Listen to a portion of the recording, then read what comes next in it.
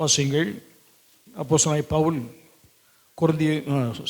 பிலிப்பியருக்கு நிருபம் 3ஆம் அதிகாரம் 14ஆம் வசனத்தை வாசிக்கப்படி கேட்கிறேன். இன்னொரு 1 கொரிந்தியர் 9ஆம் அதிகாரம் 24ஆம் வசனத்தை வாசிக்கிறேன். அதாவது பிலிப்பியர் 3:14. கிறிஸ்து இயேசுவுக்குள் தேவன் அழைத்த பரம அழைப்பின் பந்தய பொருளுக்காக லக்கை நோக்கி தொடர்கிறேன். 1 கொரிந்தியர் 9:24. பந்தய சாலையில் ஓடுகிறவர்கள் எல்லாரும் ஓடுவார்கள், ஆகிலும் ஒருவனே பந்தயத்தை பெறுவான் என்று அறியீர்களா? நீங்கள் பெற்றுக்கொள்ளத்தக்கதாக ஓடுங்கள். ஆண்டவருக்கு மகிமையுண்டாவதாக. இதனால தேவனுடைய வார்த்தை தியானிக்க தேவன் கொடுத்த கிருபைக்கு ஸ்தோத்திரம். அப்போஸ்தலனாகிய பவுல் பிலிப்பிய சபைக்கு எழுதின அந்த ஒரு வசனத்தை வாசிக்க கேட்டோம். கர்த்தருக்கு மகிமையுண்டாவதாக. பிலிப்பியர்கள் நிருபத்தில் 3:14 சொல்லப்படுகிறது, கிறிஸ்து இயேசுவுக்குள் தேவன் அழைத்த பரம அழைப்பின் பந்தய பொருளுக்காக லக்கை நோக்கி தொடர்கிறேன். ஆமாம், இதே பகுதி தான் கொரிந்திய சபைக்கு எழுதும்போது அவன் சொல்லுகிறான். கர்த்தருக்கு மகிமையுண்டாவதாக. கொரிந்திய சபைக்கு உள்ளதை சொல்லும் போது அவன் சொல்லுகிறான், பந்தய சாலையிலே ஓடுகிறவர்கள் எல்லாரும் என்ன செய்வாங்க? பந்தய சாலையில் ஓடுகிற எல்லாரும் ஓடுவார்கள், ஆனாலும் ஒருவனே பந்தயத்தை பெறுவான் என்று அறியீர்களா? நீங்கள் பெற்றுக்கொள்ளத்தக்கதாக என்ன செய்யுங்கள். கான்டெக்ட் ஒன்று தான். கர்த்தருக்கு மகிமையுண்டாவதாக. அப்போஸ்தலனாகிய பவுல் பிலிப்பு சபைக்கு எழுதும்போது ரொம்ப முக்கியமான ஒரு பகுதி இந்த பகுதியில் எழுதி கொண்டு வருகிறான். பிலிப்பிய சபை குறித்து சொல்ல வேண்டும் என்று சொன்னால், பவுலுடைய வாழ்க்கையில் ஆண்டவர் ஒரு பெரிய ஒரு திருப்பு முனை ஏற்படுத்தின ஒரு பகுதி. அவன் துரோவா பட்டணத்தில் இருக்கும்போது தேவனுடைய ஊழியத்தெல்லாம் செய்து கொண்டு வந்து கொண்டிருக்கிறான். பரிசுத்த ஆவியானவர் இன்னும் ஊழியத்தை செய்யக்கூடாதபடி தடைப்படுத்தினார். இன்னொரு விதத்தில் பரிசுத்த ஆவியானவர் அவனை ஊழியம் செய்ய போகக்கூடாதபடி போக விடாமல் தடைப்படுத்தினார். போக விட்டாதிருந்தார். பிரசங்கம் பண்ணுவதற்கு பிரசங்கம் பண்ண தடை பண்ணினார். கர்த்தருக்கு மகிமையுண்டாவதாக. ஏன்னா பரிசுத்த ஆவியானவரே பிரசங்கிப்பதற்கு தடை பண்ணுகிறாரா? ஒரு பெரிய கேள்விக்குறி. அவன் இரவெல்லாம் ஜெபிக்கிறான். அப்போது ஒரு தரிசனம் ஒன்று காண்கிறான். சொப்பனம் அல்லது தரிசனம். மக்கதோனியா தேசத்து ஒரு மனுஷன் அவன் வந்து, எங்கள் தேசத்திற்கு நீங்கள் என்ன செய்ய வேண்டும்? சுவிசேஷம் அறிவிக்க வேண்டும் என்று சொல்லி அவன் கேட்டுக்கொள்வதாக ஒரு சொப்பனம் காண்கிறான். அதை தரிசனமாக சொல்லப்படுகிறது. அவன் ஏற்றுக்கொள்கிறான். அப்போது அவன் ஒன்று புரிந்து கொண்டான். ஆண்டவர் இந்த சின்ன ஆசியாவின் பகுதியில் மட்டுமல்ல, இன்னொரு எல்லைக்கு கர்த்தர் என்ன செய்கிறார்? கொண்டு போக வேண்டும் என்று விரும்புகிறார் என்பதை முதலாவது புரிந்து கொண்டான். இதை காணும்போது நம்முடைய வாழ்க்கையில் ஒன்றை புரிந்து கொள்ள வேண்டும். அவன் சின்ன ஆசியாவின் பகுதியில் தான் முதல் மிஷனரி பிரயாணத்தை செய்து வந்தான். எருசலேமில் தொடங்கி அந்தியாவை போய் அந்தியாவிலிருந்து சுற்று எல்லா பகுதிகளுக்கும் சுற்றி சின்ன ஆசியாவின் சில பகுதிகளை சுற்றிவிட்டு அவன் மீண்டும் எருசலேமுக்கு வந்து அந்த ரிசல்ட் எல்லாம் சொல்கிறான். அந்தியோகியா சபையில் வந்து அதன் காரியங்களை ஒப்புவிக்கிறான். கர்த்தருக்கு மகிமையுண்டாவதாக. ஆனால் ஆண்டவர் அவன் சில ஊழியர்களை செய்து கொண்டிருக்கும் போது ஆண்டவனை தடைப்படுத்தினார் என்று வேதத்தில் வாசிக்கிறோம். உன்னுடைய மனதில் வைத்துக் கொள்ள வேண்டும், நாம் கர்த்தருக்கென்று உண்மையாய் கர்த்தருக்கென்று உத்தமமாய் நமக்கு கொடுக்கப்பட்ட வேலைகளே நாம் உண்மையாய் இருக்கும்போது தேவன் அதே எல்லையில் வைத்திருப்பவர் அல்ல, இன்னொரு எல்லைக்கு உயர்த்துகிற தேவன் அவர். ஆமாம், கர்த்தருக்கு மகிமையுண்டாவதாக. கர்த்தர் இன்னொரு லெவலுக்கு கொண்டு போவார், இன்னொரு அடுத்த நிலைக்கு ஆண்டவர் நம்மை கொண்டு போக வல்லவர். கர்த்தருக்கு ஸ்தோத்திரம் உண்டாவதாக. இதில் சொல்லப்பட்டிருக்கிறது, இன்னொரு எல்லைக்கு ஆண்டவர் என்ன செய்தாரா? அவனை கொண்டு போக விரும்பினார். அவனுடைய ஊழியத்தெல்லாம் பார்த்த ஆண்டவர், இவனோடு அல்ல, இவனுக்கு இன்னொரு வேலை கொடுக்க வேண்டும் என்று சொல்லி அவன் நினைத்ததான காரியத்தை அங்கே செயல்படுத்தும்படியாய் ஒரு தரிசனத்தையும் கொடுத்து கொண்டு போனார்.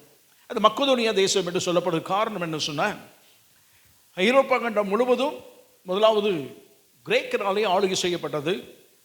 பிறகு இவனுடைய காலகட்டத்தில் ரோமர்கள் ஆளுகை செய்தார்கள். ஆனால் ஆண்டவர் அதை பிலிப்பு பட்டணம் என்று சொல்லி அல்லது ஏதாவது ரோமருடைய தரிசனத்தை காட்டியிருக்கலாம். ஆனால் மக்கதோனியா என்று சொல்லப்படும் போது கிரேக்கர்கள் அந்த எல்லையை ஐரோப்பா கண்டம் முழுவதும் ஆளுகை செய்தாலும் கிரேக்கருடைய ஆதிக்கம், கிரேக்கருடைய மொழி, கிரேக்க கலாச்சாரம், கிரேக்கருடைய கடவுள் வணக்கங்கள் எல்லாமே ரோம ராஜ்யத்தை ஆளுகை செய்தது. ஆக பேர் தான் ரோம ராஜ்யம், ஆனால் இருக்கிறதெல்லாம் இதுதான், கிரேக்க தான். ரோமனுடைய மொழி லாட்டின். கர்த்தருக்கு மகிமை உண்டாவதாக. ஆனால் லாட்டின் அஃபிஷியல் லாங்குவேஜாக தான் இருந்ததே தவிர மக்களாலே ஆளுகை செய்யப்பட்டதான மொழி கிரேக்க மொழியாக தான் இருந்தது. ஆக கிரேக்க கலாச்சாரம், கிரேக்கருடைய எண்ணங்கள் தான் ஆளுகை செய்தது என்று சொல்லப்படலாம். ஆகவே தான் புரிந்து கொள்வதற்காக மக்கதோனியா மக்கதோனியா அங்கே தான் ஆரம்பிக்கப்பட்ட அந்த கிரேக்க சாம்ராஜ்யம் ஆரம்பிக்கப்பட்ட ஒரு எல்லை அது. தேவன் அங்கே கொண்டு போனார். கர்த்தருக்கு பயமுண்டாவதாக. இந்த காலவில் ஆண்டு சமூகத்தில் வந்திருக்கிறோம். லக்கை நோக்கி தொடர்கிறேன். தேவன் எனக்கு வைத்ததான ஒரு லக்கு. ஆண்டவர் ஒரு நாள் பவுலுக்கு அவன் செய்த ஊழியங்கள், செய்த காரியங்கள் எல்லாம் பார்த்து ஆண்டவர் அவனுக்கு ஒரு பெரிய லக்கை கொண்டு கையில் கொடுத்தார். கர்த்தருக்கு பயமுண்டாவதாக. மகனே, நீ செய்த இதெல்லாம் பைபிளில் இருக்காது பார்க்காதீங்க, வேறு விதத்தை நான் சொல்லுவேன். கர்த்தருக்கு ஸ்தோத்திரப்பட்டவதாக. ஆண்டவர் அவனை பார்த்து ஆண்டவர் ஒரு பெரிய ஒரு லக்கை கொண்டு கையில் கொடுத்தார். ஒரு சிறிய வெளிச்சம் தான். இந்த வெளிச்சத்தை கொடுத்து விட்டு சொல்லுகிறார், இந்த வெளிச்சம் ஐரோப்பா கண்டம் முழுவதற்கும் பிரகாசிக்க வேண்டும். ஆமாம், கர்த்தருக்கு பயமுண்டாவதாக. இந்த சின்ன ஆசியாவில் நீ செய்ததான பிரயாசங்கள் எல்லாம் போதும். இன்னும் என்னை அறியாத ஒரு பெரிய கண்டமே ஒன்று இருக்கிறது. பெரிய கண்டம் என்பது மாத்திரமல்ல, உலகம் முழுவதும் அன்னைக்கு நிலையில் அப்படி தான் இருந்தது. ஆனால் பக்கத்தில் இருக்கக்கூடிய ஒரு பெரிய கண்டம் இருக்கிறது, ஆசியாவுடைய இணைந்த ஒரு கண்டம். நீ அந்த கண்டம் முழுவதற்கும் என்னை பற்றி அறிவித்தால் போதும், மீதி அதுக்கப்புறம் அவங்க பார்த்துக்குவாங்க அப்படி என்பது போல ஆண்டவர் அந்த கண்டத்திற்குரிய சுவிசேஷ பணியை, அந்த லக்கை அவன் கையில் கொடுத்து விட்டு சொல்கிறார், இந்த வெளிச்சம் இருக்கிற ஒவ்வொரு மனுஷனுடைய வாழ்க்கையிலும் வெளிச்சமாய் மாற வேண்டும். ஆமாம், கர்த்தருக்கு பயமுண்டாவதாக. தேவன் நம்முடைய வாழ்க்கையில ஒரு லக்கை வைத்திருக்கிறார். பெரிய ஒரு லக்கு என்று சொல்வதை விட ஒரு சிறிய ஒன்றை கொடுத்து, இந்த சிறிய ஒன்று தான், ஆனால் எல்லாருடைய மனதிலும் அது பிரகாசிக்க வேண்டும். ஆமாம், கர்த்தருக்கு பயமுண்டாவதாக. ஆகவே இந்த காலவில் ஆண்டு சமூகத்தில் வந்திருக்கிறோம். இதில் ரெண்டும் சொல்லும்போது, எனக்கு நியமிக்கிற ஓட்டத்தில் ஓடுகிறேன், பெற்றுக்கொள்ளத்தக்கதாக ஓடுகிறேன். இன்னொன்று, லக்கை நோக்கி தொடர்கிறேன். ஒரு கோல் வச்சிருக்கிறான், இந்த கோலை வைத்து அவன் பெற்றுக்கொள்ளும்படியாக ஓடுகிறான். எல்லாருக்கும் ஆண்டவர் கோல் வைத்திருக்கிறார். ஆமாம், இன்னொரு வைத்து சொல்லுவோம் என்றால், நாம் எல்லாம் நம்முடைய வாழ்க்கையில் ஒரு லக்கை வைத்திருக்கிறோம். ஒன்று பெற்றோராலே வைக்கப்பட்ட லக்கு இருக்கலாம், இல்லை பெற்றோருக்கு அந்த விதமான லக்கு வைக்கக்கூடியதான அறிவுபூர்வமான காரியம் இல்லாவிட்டாலும் படிக்கிற பிள்ளைகள் வளர்ந்து வரும்போது லக்கை வைத்துக் கொள்ளலாம். கர்த்தருக்கு பயமுண்டாம். ஆனாலும் எந்த மனிதனும் லக்கு என்றதான ஒன்று இல்லாமல் அவன் வாழ்க்கையில் வெற்றி அடைய முடியாது. ஆமாம், கர்த்தருக்கு பயமுண்டாவதாக. தூரத்தில் ஒரு லக்கு இருக்கிறது, அதை அடைந்து கொள்வதற்காக நாம் எல்லாம் பிரயாசப்படுகிறோம். கர்த்தருக்கு ஸ்தோத்திரம் உண்டாவதாக.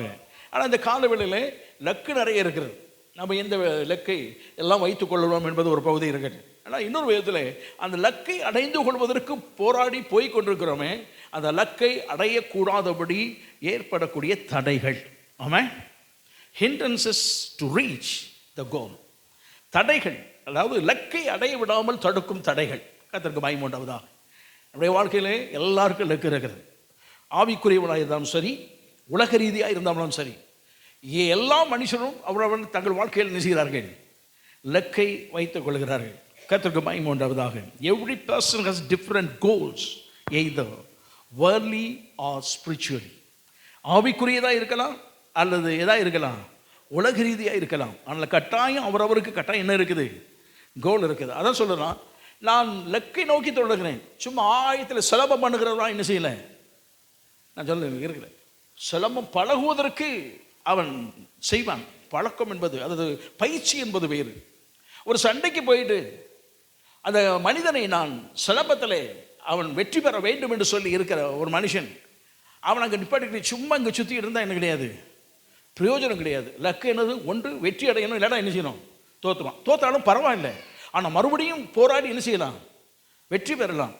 ஆக தோற்றுவிட்டோம் என்று சொல்லி மனம் உடைந்து என்ன செய்யும், போய்விடவும் கூடாது. இன்றைக்கு தோற்று விடலாம், நாளைக்கு என்ன செய்வோம், வெற்றி அடைவோம். ஆகவே சும்மா இருந்து விடக்கூடாது என்பதுதான் தேவனுடைய திட்டம். லக்கை அடைய வேண்டும். அடையும் போது நம்முடைய வாழ்க்கையில் பல காரியங்கள் வரலாம். இந்த உலகத்தில் லக்கு வைத்திருக்கிறார்கள், உலக மனிதர்கள் லக்கு இருக்கிறது. நான் ஐஸ்வர்யவானாய் மாற வேண்டும், லக்கு வச்சுருப்பாங்க இல்லையா, எப்படி நான் பணக்காரனாக மாறிடணும், யாரை மாறிடணும், பணம் சம்பாதிக்கணும், பணக்காரனாக மாறிடணும் அப்படிங்கிற உள்ளக்கு சிலருக்கு இருக்கும்.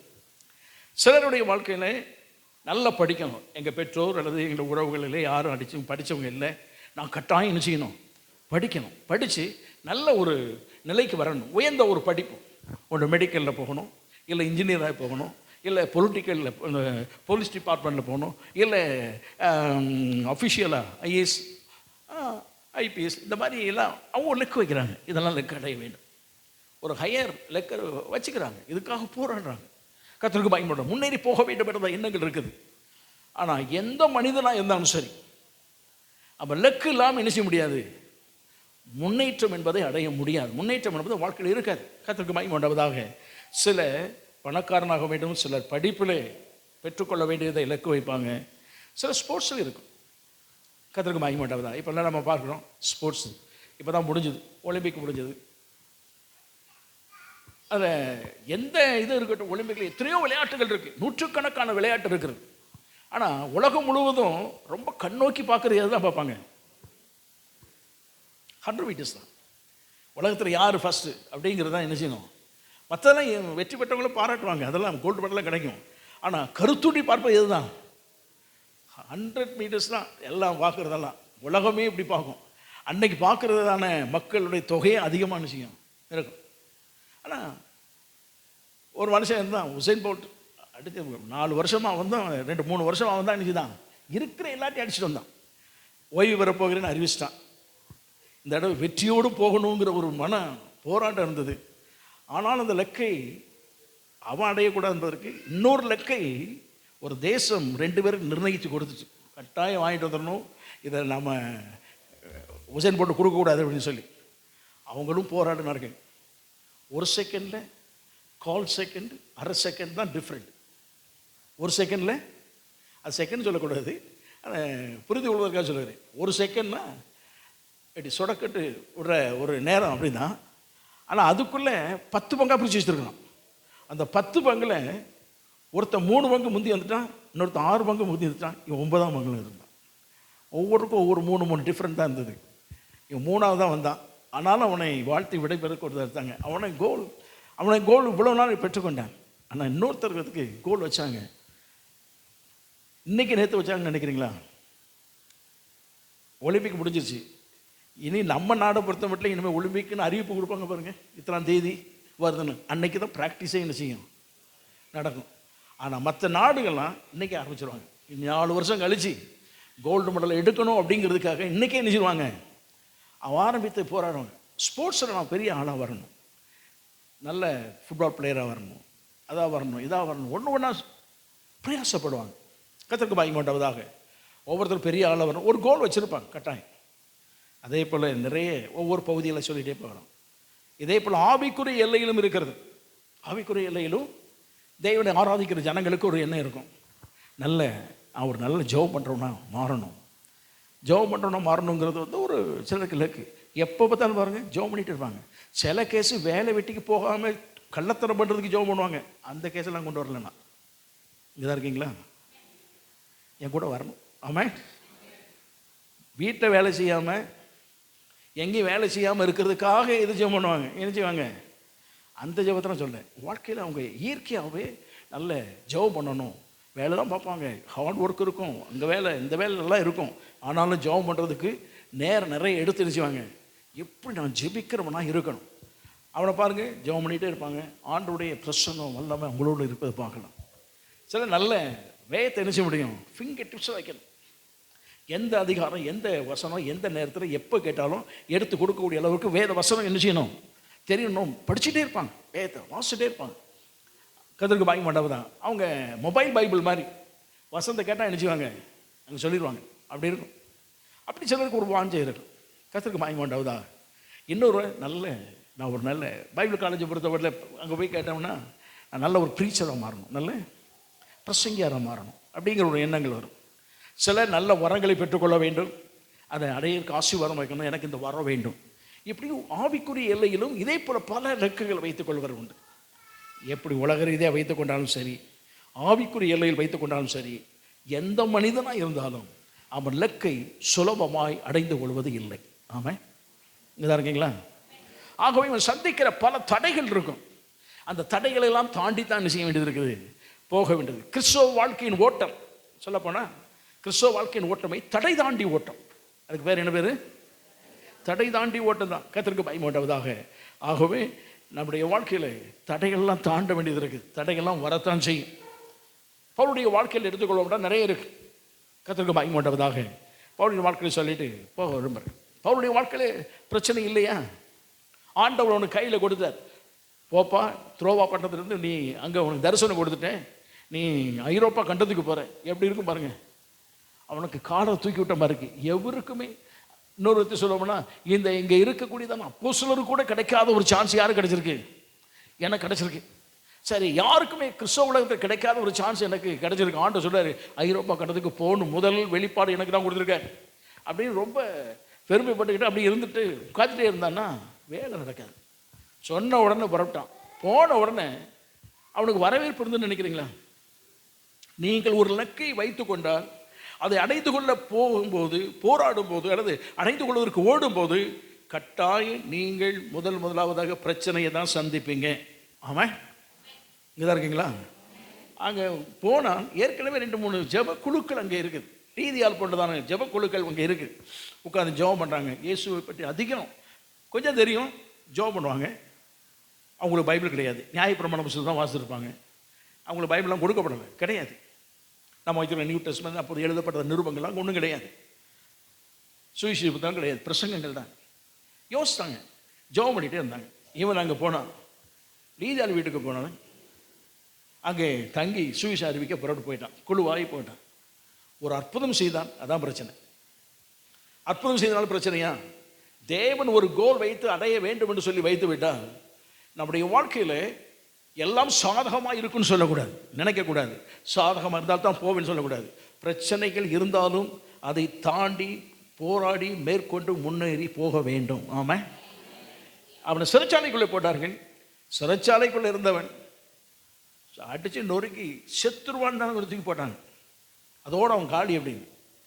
ஆனால் ஒன்றை மனதில் வைத்துக் கொள்ள வேண்டும், தேவன் நமக்கு தரிசனத்தை கொடுத்திருக்கிறார், அல்லது ஒரு திட்டத்தை கொடுத்திருக்கிறார். அந்த திட்டத்தை குறித்து நம்முடைய வாழ்க்கை இலக்கை மட்டும் காண்போம் என்று சொன்னால் அதை அடைந்து கொள்ளும் வரைக்கும் தேவன் நம்முடைய ஜீவனை எவர் கையிலும் ஒப்பு கொடுப்பதில்லை. ஆமாம், அதை அடையாமல் போக விட மாட்டார். கர்த்தருக்கு பயப்பட மாட்டாவதாக. சில சொல்லுவாங்க, இப்படி நான் இதை நினைச்சேன் செய்யலை அப்படின்னா அதுக்கு சில பகுதிகள் வேறு ஒன்றை அவர் அடைந்திருப்பார்களே தவிர சொன்னதை அவர்கள் நினைச்சிருக்க மாட்டாங்க, செய்திருக்க முடியாது. ஆனால் தேவன் நமக்கு கொடுத்திருப்பார் என்று சொன்னால் அது இருக்கு, அது முடியும் வரையும் தேவன் நம்முடைய ஜீவனையும் யார் கையிலும் ஒப்பு கொடுக்க மாட்டார். ஆமாம், அதை மட்டும் மனதில் வைத்துக் கொள்ள வேண்டும். அதுக்காக இலக்குகள் இருக்கிறது, அதை ஓடுகிற அந்த ஓட்டத்தில் எத்தனை தடைகள் வந்தாலும் மேற்கொள்ள வேண்டும். ஆமாம், அடித்து போட்டாங்க. கடைசியில் சிறைச்சாலையே அதிர்ந்தது. சிறைச்சாலைக்காரன் ரட்சிக்கப்பட்டான். அந்த வீட்டில் நைட்டு பிறகு அடுத்த 2 நாள் நைட்டு பார்த்தீங்கன்னா அவன் வீட்டில் தான் மீட்டிங். அவன் வீட்டில் மீட்டிங் நடந்தது, சர்ச்சை ஆரம்பிச்சாச்சு. அவன் ஒரு பெரிய சிறைச்சாலை அதிபதி, சிறைச்சாலைக்காரன். அவரை தெரியல சொல்லிப்பார், என் வீட்டில் மீட்டிங் நடக்கு. என்னப்பா ஒரே பேச்சு, பிலிப் பட்டணம் முழுவதும் ஒரே பேச்சு. சிறைச்சாலை இடிந்து விழுந்து விட்டது. உள்ளே இருக்கிற தப்பிக்கலான்னு பார்த்தா தப்பிக்காமல் எல்லாருமே ஒப்பு கொடுத்துட்டாங்க. இதெல்லாம் நடக்கக்கூடாத அதிசயங்கள் நடந்தது. எப்படி? எங்கள் வீட்டில் ஒருத்தர் இருக்கிறான், அடியில் போட்டு வெளுத்து வாங்கிட்டோம், ஆனாலும் உட்காந்துருக்கிறான், கட்டோடு உட்காந்துருக்கிறான். அவனை போய் பாருங்க அப்படிங்கிறான். வீட்டு வாசலில் கூட்டம் நிற்குது. அவனை பார்த்தா பவுல் வெளியே வந்து அவனை நீங்கள் கற்பனை செய்து பாருங்கள், எப்படி தூக்கிட்டு வந்திருப்பாங்கன்னு. தூக்கித்தான் வந்திருப்பாங்க. 2 பேர் தூக்கி கொண்டு வந்து உட்கார வச்சு பிரசவம் பண்ணான். கேட்டவெல்லாம் ரசிக்கப்பட்டான். அவ்வளோ பேர் ரசிக்கப்பட்டாங்க. சபை ஆரம்பித்தது. அதுதான் முதலாவது சபை ஆரம்பித்தது. கர்த்தருக்கு பயப்பட்டவதாக. ஆனாலும் ஆண்டவர் இந்த சபையை எப்படி வச்சுருக்காரு பாருங்க. இருக்கக்கூடிய எல்லா சபைகளை விட பிலிப்பு சபை தான் எல்லா சபைகளுக்கும் ஜெபம் பண்ணுவது, உதவி செய்வது, பொருளாதார காரியத்தில் அதிகமாக செய்தது இந்த மக்கதோனியா என்று சபை என்று சொல்லப்படுகிற இவங்க தான். ஆமாம், பவுலுடைய ஊழியத்தை அதிகமாக தாங்கணும் இவங்க ஒருத்தர் தான். கர்த்தருக்கு பயப்பட உண்டாவதாக. ஆண்டவர்களுக்கு அந்த தரிசனத்தை கொடுத்த அந்த எல்லையிலிருந்து தான் ஒவ்வொரு எல்லையாக பரவினது. ஐரோப்பா கண்டம் முழுவதற்கும் இவன் போயிட்டான் சுவின்னு சொல்லி ஸ்பெயின் வரைக்கும் போயிட்டான். ஸ்பெயினை தாண்டினா என்னது, கடலில் குதிச்சா இங்கிலாந்து தான் வந்துடும். கர்த்தருக்கு பயப்பட உண்டாவதாக. ஏன் அதுக்கு அவன் போகலைன்னு நமக்கு தெரியலை, சரி இருக்கட்டும். ஆனால் ஸ்பெயின் வரைக்கும் போயிட்டான். ஐரோப்பா கண்டம் முழுவதுமே அவன் ஆளுகைக்குள் வந்தது. ஒரு பிரசங்கர் ஒருத்தர் சொன்னேன், ஐரோப்பா கண்டத்தில் உள்ளவர் தான். அது பிரசங்கிக்கும் போது அவர்கிட்ட கேட்டாங்க. நான் கேட்டு 1 வருஷம் இருக்கும். முதலாவது ரசிக்கப்பட்ட புதில் வந்து கேட்டேன். அவர் சொன்னார், பரலோகத்தில் போனீங்கன்னா நீங்கள் முதல்ல யாரை பார்ப்பீங்க? நம்ம சொன்னாலும் சொல்லட்டும் யாரை தான் பார்ப்போம்? இயேசுவை பார்ப்போம். சரி, அது வந்து சொன்னாலும் சொல்லட்டும் அவரே நம்மளை பார்த்துருவார். அது அது வந்து நம்ம கேட்கறதுக்குரியது. முதல்ல யாரை பார்ப்பீங்க? பவுலை தான் பார்ப்போம். ஏன் அப்படின்னா, அந்த மனுஷன் மட்டும் இங்கே கண்டத்துக்கு வரலைன்னா எங்களுடைய கண்டம் இன்றும் இருளுக்குள் தான் இருக்கும். ஆமாம், இன்னும் இருளுக்குள்ளே தான் இருந்திருக்கும். ஆனால் இவ்வளவு வெளிச்சம், இவ்வளவு காரி பிரகாசிப்பதற்கு அந்த ஒரு மனுஷன் தான் காரணம். ஆமாம், போன உடனே நாங்கள் அவனை தான் பார்ப்போம். அப்போ யோசிச்சு பார்த்தேன், ஐரோப்பா கண்டம் முழுவதும் இருக்கிற மக்களெல்லாம் யாரை தான் சூழ்ந்திருப்பாங்க? இயேசுவுக்கு அடுத்தபடியே நிற்கிற ஆட்கள் சூழ்ந்திருப்பது யார்கிட்ட தான் நிற்பாங்க? பவுல்கிட்ட தான் சொல்லியிருப்பாங்க. கர்த்தருக்கு மகிமை உண்டாவதாக. அப்போ ஒரே ஒரு லக்கை தான் கொடுத்தார், அந்த கண்டம் முழுவதற்கும். அதான் அவருடைய எண்ணங்கள் என்ன? உன் கையில் இந்த தீபம் இருக்கிறது, இது உலகம் முழுவதும் இப்படி தேக்குனா பிரகாசிக்காது. கையில் உள்ளது இன்னொருத்தட்ட கொடு, அவன் பிரகாசிப்பான். இன்னொருத்தட்ட கொடு, அவன் பிரகாசிப்பான். கொடுத்துட்டே போ, ஜீவன் உள்ளவரை கொடுத்துட்டு போ, ஏரியா முழுவதும் பிரகாசிக்கும். ஆமாம், உன் தரிசனம் அதுதான். அதைத்தான் அவன் சொல்லுகிறான். ஆத்தும ஆதாயம் என்றதான ஒன்றை அவன் வைக்கிறான். என்னுடைய இலக்கு ஆத்தும ஆதாயம் தான். ஆமாம், அந்த ஆத்தும ஆதாயத்திற்கு என்ன செய்ய வேண்டும்? அவனுடைய இலக்கு அதுதான் சொல்லுகிறான். வாசிங்க, பார்ப்போம். அப்போஸ்தலர்களுடைய புத்தகத்திலே அவன் சொல்லுகிறான். கர்த்தருக்கு மகிமை உண்டாவதாக. 20ஆம் அதிகாரம் 24ஆம் வசனத்தை வாசிங்க.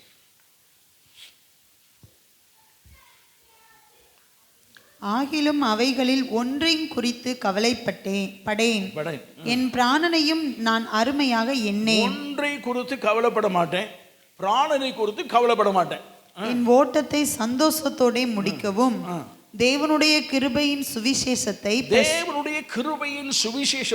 பிரசங்கம் பண்ணும்படிக்கு நான் கர்த்தராகிய இயேசுவினிடத்தில் பெற்ற ஊழியத்தை பெற்றுக்கொண்ட ஊழியத்தை நிறைவேற்றவுமே விரும்புகிறேன்.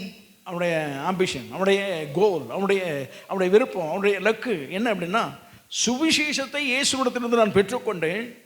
அந்த தீபத்தை பெற்றுக்கொண்ட நான் இதை இந்த உலகத்தில் எல்லா மனுஷனுக்கு காட்ட வேண்டியதான் என்னுடைய வேலை. ஆமாம், இதை நீங்கள் காட்டணும் அப்படிங்கிறது தான். அப்போ சுவிசேஷம் பணி செய்வது, அல்லது இன்னொரு விதத்தை சொல்லணும்னா, என்னுடைய இலக்கு இந்த உலகம் முழுவதற்கும் இயேசுவை பற்றி அறிவிக்க வேண்டியதான இலக்கை தேவன் எனக்கு வைத்திருக்கிறார். ஆமாம், கர்த்தருக்கு மகிமை உண்டாவதா. அந்த எல்லையிலே போகும்போது பாடுகள் வரலாம், கஷ்டங்கள் வரலாம். அது வரல அப்படிங்கிறதில்ல, அதை குறித்து அவன் சொல்லுகிறான். இதில் வாசிக்கிறேன். கர்த்தருக்கு மகிமை உண்டாவதாக. வாசிக்கப்பட்டு கேட்கணும். 22ஆம் வசனத்தை வாசிங்க. அதே போல் இப்பொழுதும் நான் ஆவியிலே கட்டுண்டவனாய் எருசலேமுக்கு போகிறேன். அங்கே எனக்கு நேரிடும் காரியங்களை நான் அறியேன். என்ன நடக்கும்னு எனக்கு என்ன செய்யாது, தெரியாது. கட்டுகளும் உபத்திரவங்களும் எனக்கு வைத்திருக்கிறது. கட்டுகளும் உபத்திரவங்களும் எனக்கு வைத்திருக்கிறது என்று பரிசுத்த ஆவியானவர் பட்டணந்தோறும் தெரிவிக்கிறதை மாத்திரம் அறிந்திருக்கிறேன். பரிசுத்த ஆவியானவர் ஒவ்வொரு நாளும் சொல்லிட்டு வர்றாரு. எந்த எல்லைக்கெல்லாம் போறேன்னா அங்கெல்லாம் சொல்றாரு, உனக்கு என்ன உண்டுங்க?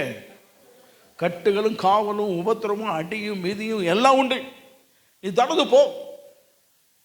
என்னன்னா லக்கை எப்படியாவது என்ன செய்யணும், இந்த எல்லையில் எந்த நோக்கத்திற்காக வந்தேனோ அந்த இலக்கை அடைந்து கொள்ள வேண்டும் என்று நான் ஓடிக்கொண்டேன்.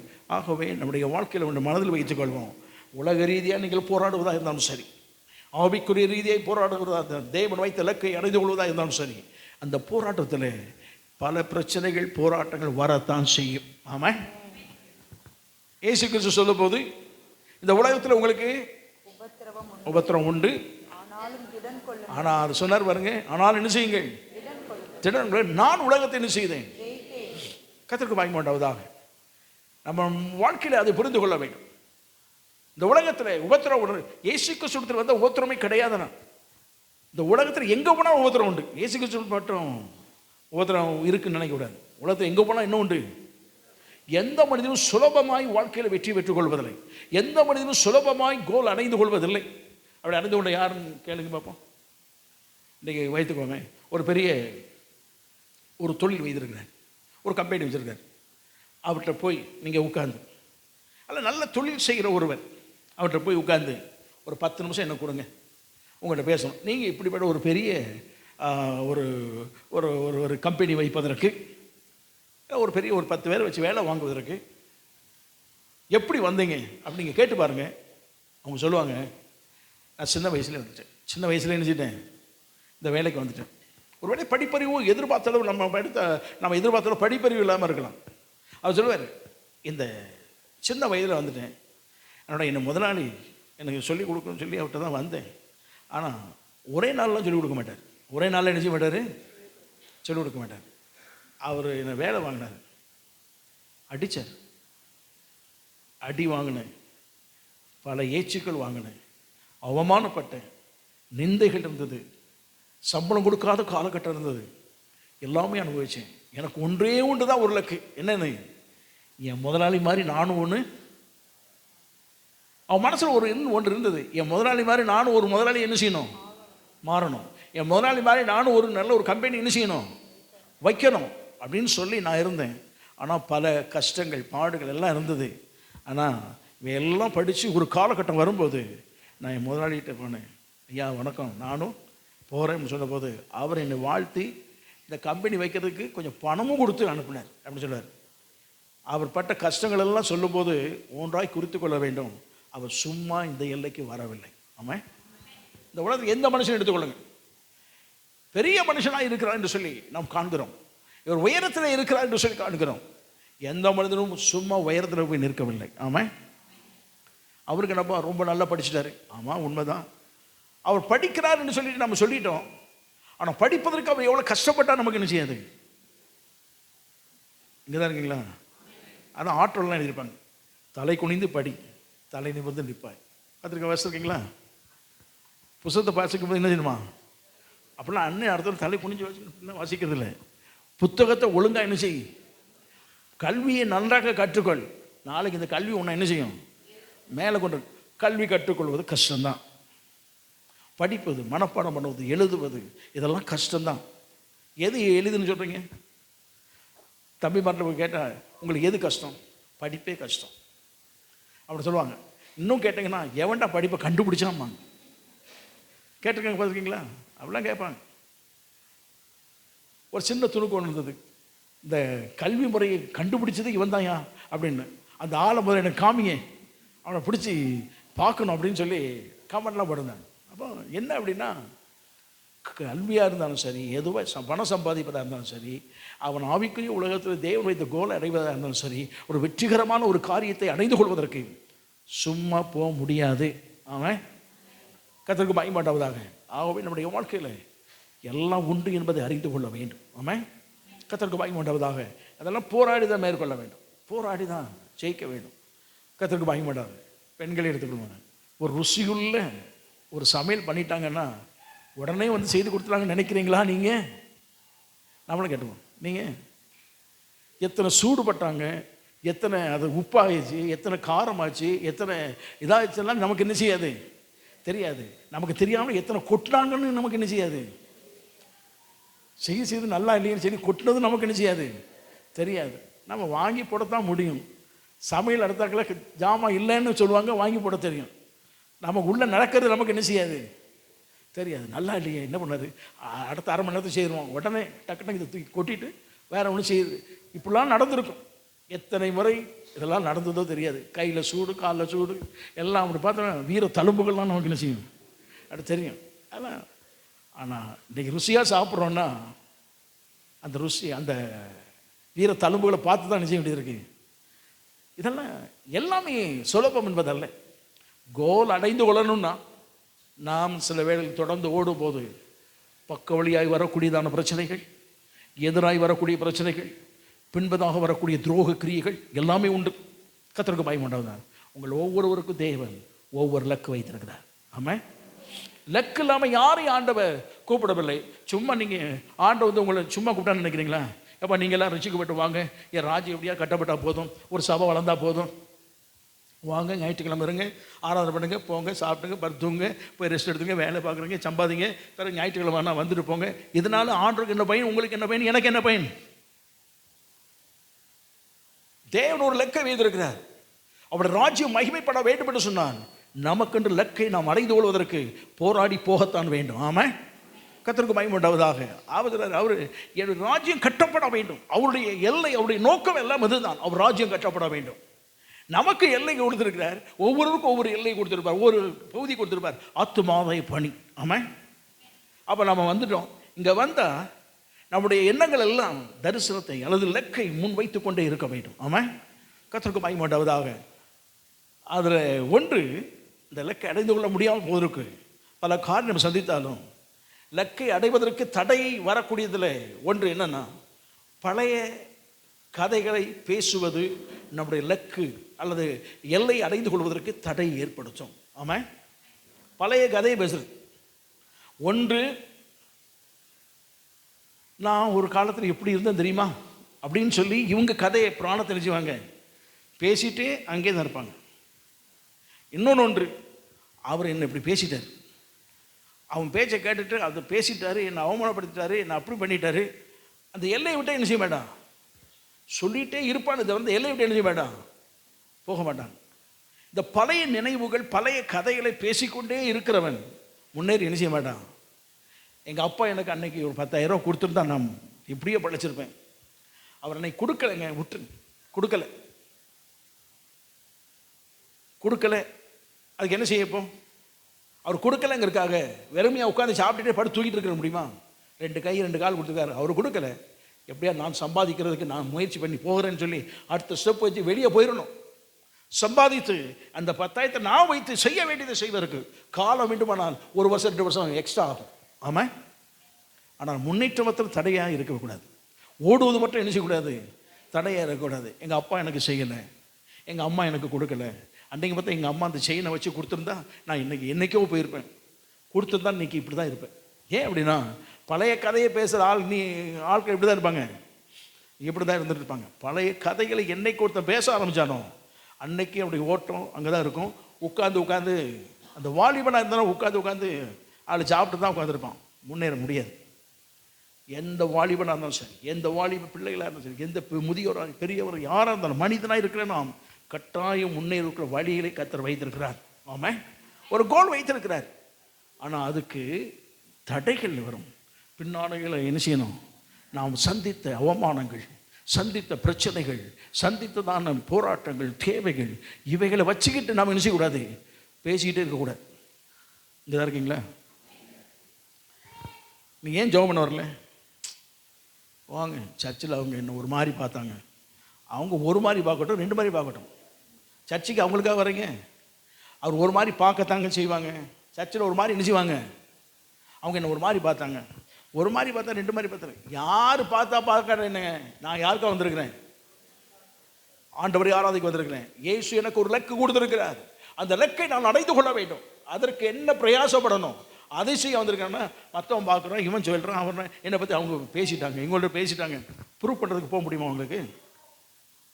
கர்த்தருக்கு மகிமை உண்டாகுதா? நான் அந்த ஊருக்கு வந்தவர்னு எனக்கு வந்து பேசாததான், நம்ம வாழ்க்கையில் யோசிக்காதெல்லாம் சொல்லியிருப்பான், செய்யாததெல்லாம் செய்தன்னு சொல்லுவான். அவன்கிட்ட போய் என்னடா நீ சொல்ல போச்சு அப்படின்னா போய் கேட்க முடியும்? பொய்காரன் இன்னும் சொல்லிடுவான், நீ செய்த நான் பார்த்தேன்டான்ருவான், எங்கே போய் சொல்ல? அதனால் சில வேலைகளில் முன்னேறி போகிறோன்னு சொல்லி நினச்சிட்டோன்னா செவிடனாக இருந்துடணும், சில வேளையில் குருடனாய் போயிடணும், சில வேளை ஊமையனாக இருந்துடணும், கோல் அடைஞ்சிடும். ஆமாம். ஆனால் இவங்க முன்னாலெல்லாம் நம்மை அவமானப்படுத்தினவர்கள், நம்மை நிந்தையாய் பேசின முன்னால் எப்படி பதில் கொடுக்க முடியும்னு சொன்னால், அந்த லக்கு அடைந்து நாம் முன்னேறி போவோம்ல, அந்த முன்னேற்றம் தான் நல்ல பதிலை கொடுக்கும். ஆமாம், கர்த்தருக்கு மகிமை உண்டாவதாக. முன்னேற்றம் தான் நல்ல பதிலை கொடுக்குங்க, வேற ஒன்றும் கொடுக்காது. கர்த்தருக்கு ஸ்தோத்திரம் உண்டாவதாக. நம்முடைய வாழ்க்கையில் அடைந்து வரணும், நமக்கு ஒரு லக்கு கொடுத்துருக்கார். ஆமாம். ஆனால் அந்த லக்கை அடைந்து கொள்வதற்கு ஆவிக்குரிய உலகமாக இருந்தாலும் உலக ரீதியாக இருந்தாலும் உண்மையாக இருக்கணும். ஆமாம். வேலையாக இருந்தாலும் இங்கே உண்மையாக இருக்கணும், ஆவிக்குரிய எல்லையாக இருந்தாலும் உண்மையாக இருக்கணும், சபை காரியங்கள் இருந்தாலும் உண்மையாக இருக்கணும், வெளி உலகத்தில் உள்ளதாக இருந்தாலும் உண்மையாக இருக்கணும். நாம் செய்யும் போது தேவன் அதை காண்கிறவர் இன்னொரு லெவலுக்கு கற்று கொண்டு போவார், அவர் கட்டாயம் கொண்டு போவார். ஆமாம். கர்த்தருக்கு மகிமை உண்டாவதாக. நம்முடைய ஆண்டவர் நம்மை முன்னேற்றம் பார்த்து வைத்திருக்கிறார். முன்னேறுவதற்கு தடை வரத்தான் செய்யும். அந்த அவமானம், நிந்தை, இதெல்லாம் என்ன செய்யக்கூடாது, யோசிக்கக்கூடாது. அவன் பேசுனாங்க, இவங்க பேசுனாங்க. நம்முடைய லக்கு எப்படி இருக்கணும்னா சொன்னாங்க, உலகத்தில் டீச்சர்ஸ்லாம் சொன்னாங்க, எய்ம் அட் ஸ்டார். எதுக்கு எய்ம் பண்ணணுமா, எதுக்கு என்னமோ எய்ம் அட் ஸ்டார். அதை ஒரு சில குறிப்புகளை சொல்லும்போது சொல்கிறாங்க, அது சொல்கிறேன், aim for the stars but sometimes it is okay to land on the moon.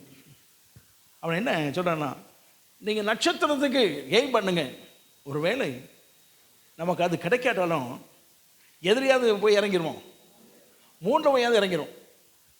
கர்த்தருக்கு மகிமை உண்டாவதாக. இன்னொரு தடவை பாருங்க, aim at star, it will sooner reach the moon.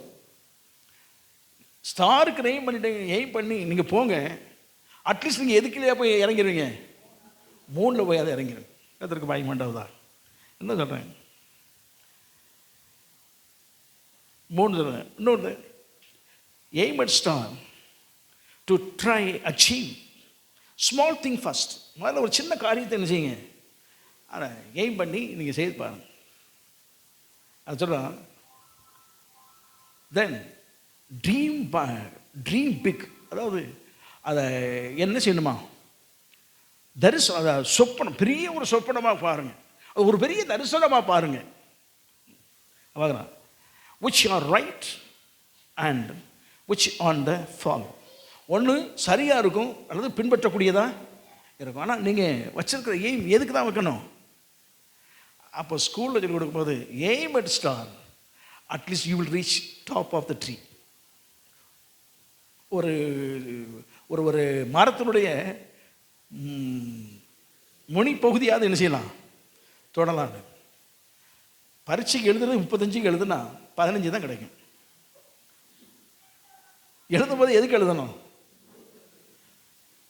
100க்கு எய்ம் பண்ணாட்டாலும் அட்லீஸ்ட் 80க்காவது என்ன செய்யணும், எய்ம் பண்ணாதான். ஆனால் பிள்ளைகள் பாருங்கள், இவங்களே மார்க் போட்டுக்குவாங்க. நான் இவ்வளோ எழுதியிருக்கேன், இதில் ஒரு 5, இதில் ஒரு 3, இதில் 2, 40 மார்க் வந்துடும் அப்படிமா. 4 மார்க் தான் வந்திருக்கும். மார்க் இவனாக போடுறான், வாத்தியார் போடுறாரு. எழுதும் போதே எதுக்கு எழுதுறது, 25 மார்க் 30 மார்க்கும் எழுதுறது. எழுதுறது 80 மார்க் எழுதிடுவோம் அப்படின்னாது எழுதணும். சில இது தேவையில்லாத கொஸ்டின் அட்டன் பண்ணியிருப்போமா, அது கிடைக்கிற மார்க்கு நமக்கு 100க்கு கொண்டு வந்து நிச்சயம் நிப்பாட்டி வச்சிடும். ஆனால் முன்னேற்றம் அப்படி வச்சுக்கணும், தொடர்ந்து போராடணும். சும்மா வெறுமையாய் வந்தோம் போனோம், ஆவிக்குரிய உலகத்திலும் உலக ரீதியாக வந்தோம் போனோம், பிறந்தோம் வாழ்ந்தோம், அப்படி இருந்தோம், சாப்பிட்டோம், 4 பிள்ளைகள் பேசுகிறோம், அந்த பிள்ளைகளுக்கு கல்யாணம் முடிச்சு கொடுத்தோம், போனோம் வந்தோம், அதோடு முடிஞ்சது வாழ்க்கை. அப்படி இருக்கணும். நமக்கு ஒரு எய்ம் இருக்குது, நமக்கு கோல் இருக்குது. ஒன்று உலக ரீதியாக அச்சீவ் பண்ணணும், இல்லை ஆவிக்குரிய ரீதியாக அச்சீவ் பண்ணணும். ஆமாம், கர்த்தர் நம்ம வைத்திருக்கிறார். கர்த்தருக்கு மகிமை உண்டாவதா. அது வேதத்தில் சொல்லப்பட்டிருக்கு, பின்னானவைகளை மறந்து, பின்னானவைகளை என்னை அவமானப்படுத்தினது, என்னை நிந்தித்தது எல்லாத்தையும் வச்சுட்டு முன்னானவைகளை நாடி. முன்னால் யார் இருக்கா, கோல் இருக்குது. இன்னொரு பகுதியில் சொல்ல வேண்டாம், முன்னால் யார் இருக்கா, நமக்கு இயேசு இருக்கிறார். பார்க்குற பார்வையில் யாரை தான் பார்க்குறோம், இயேசு. ஏன் பார்க்கணுன்னா, விசுவாசம் தொடக்கிறவர் அவர், முடிக்கிறவரும். உலகத்தில் எங்கே நடக்காதவன், ஸ்போர்ட்ஸில் தொடங்குற ஒருத்தர் இருப்பான், முடிக்கிற யார் இருப்பான். இவன் மட்டும் தொடங்குறவனே முடிக்கிற மாதிரி இருந்தான்னா இவன் லைனில் வந்து நின்றுப்பான். ஏன்னா இவன் அவனோட என்னவா வேகமாக ஓடுற ஆள். திரும்பி ஒரு கேமராமேன் பார்த்தேன், ஒலிம்பிக் தான், ஒரு ஒலிம்பிக்கில் ஓடுறான். கேமராமேன் அவனுக்கு முன்னாடி ஓடுறாங்க. அட பாவி, நினச்சேன் நீ போய் சேர்ந்துருக்கலாமடா. அவனை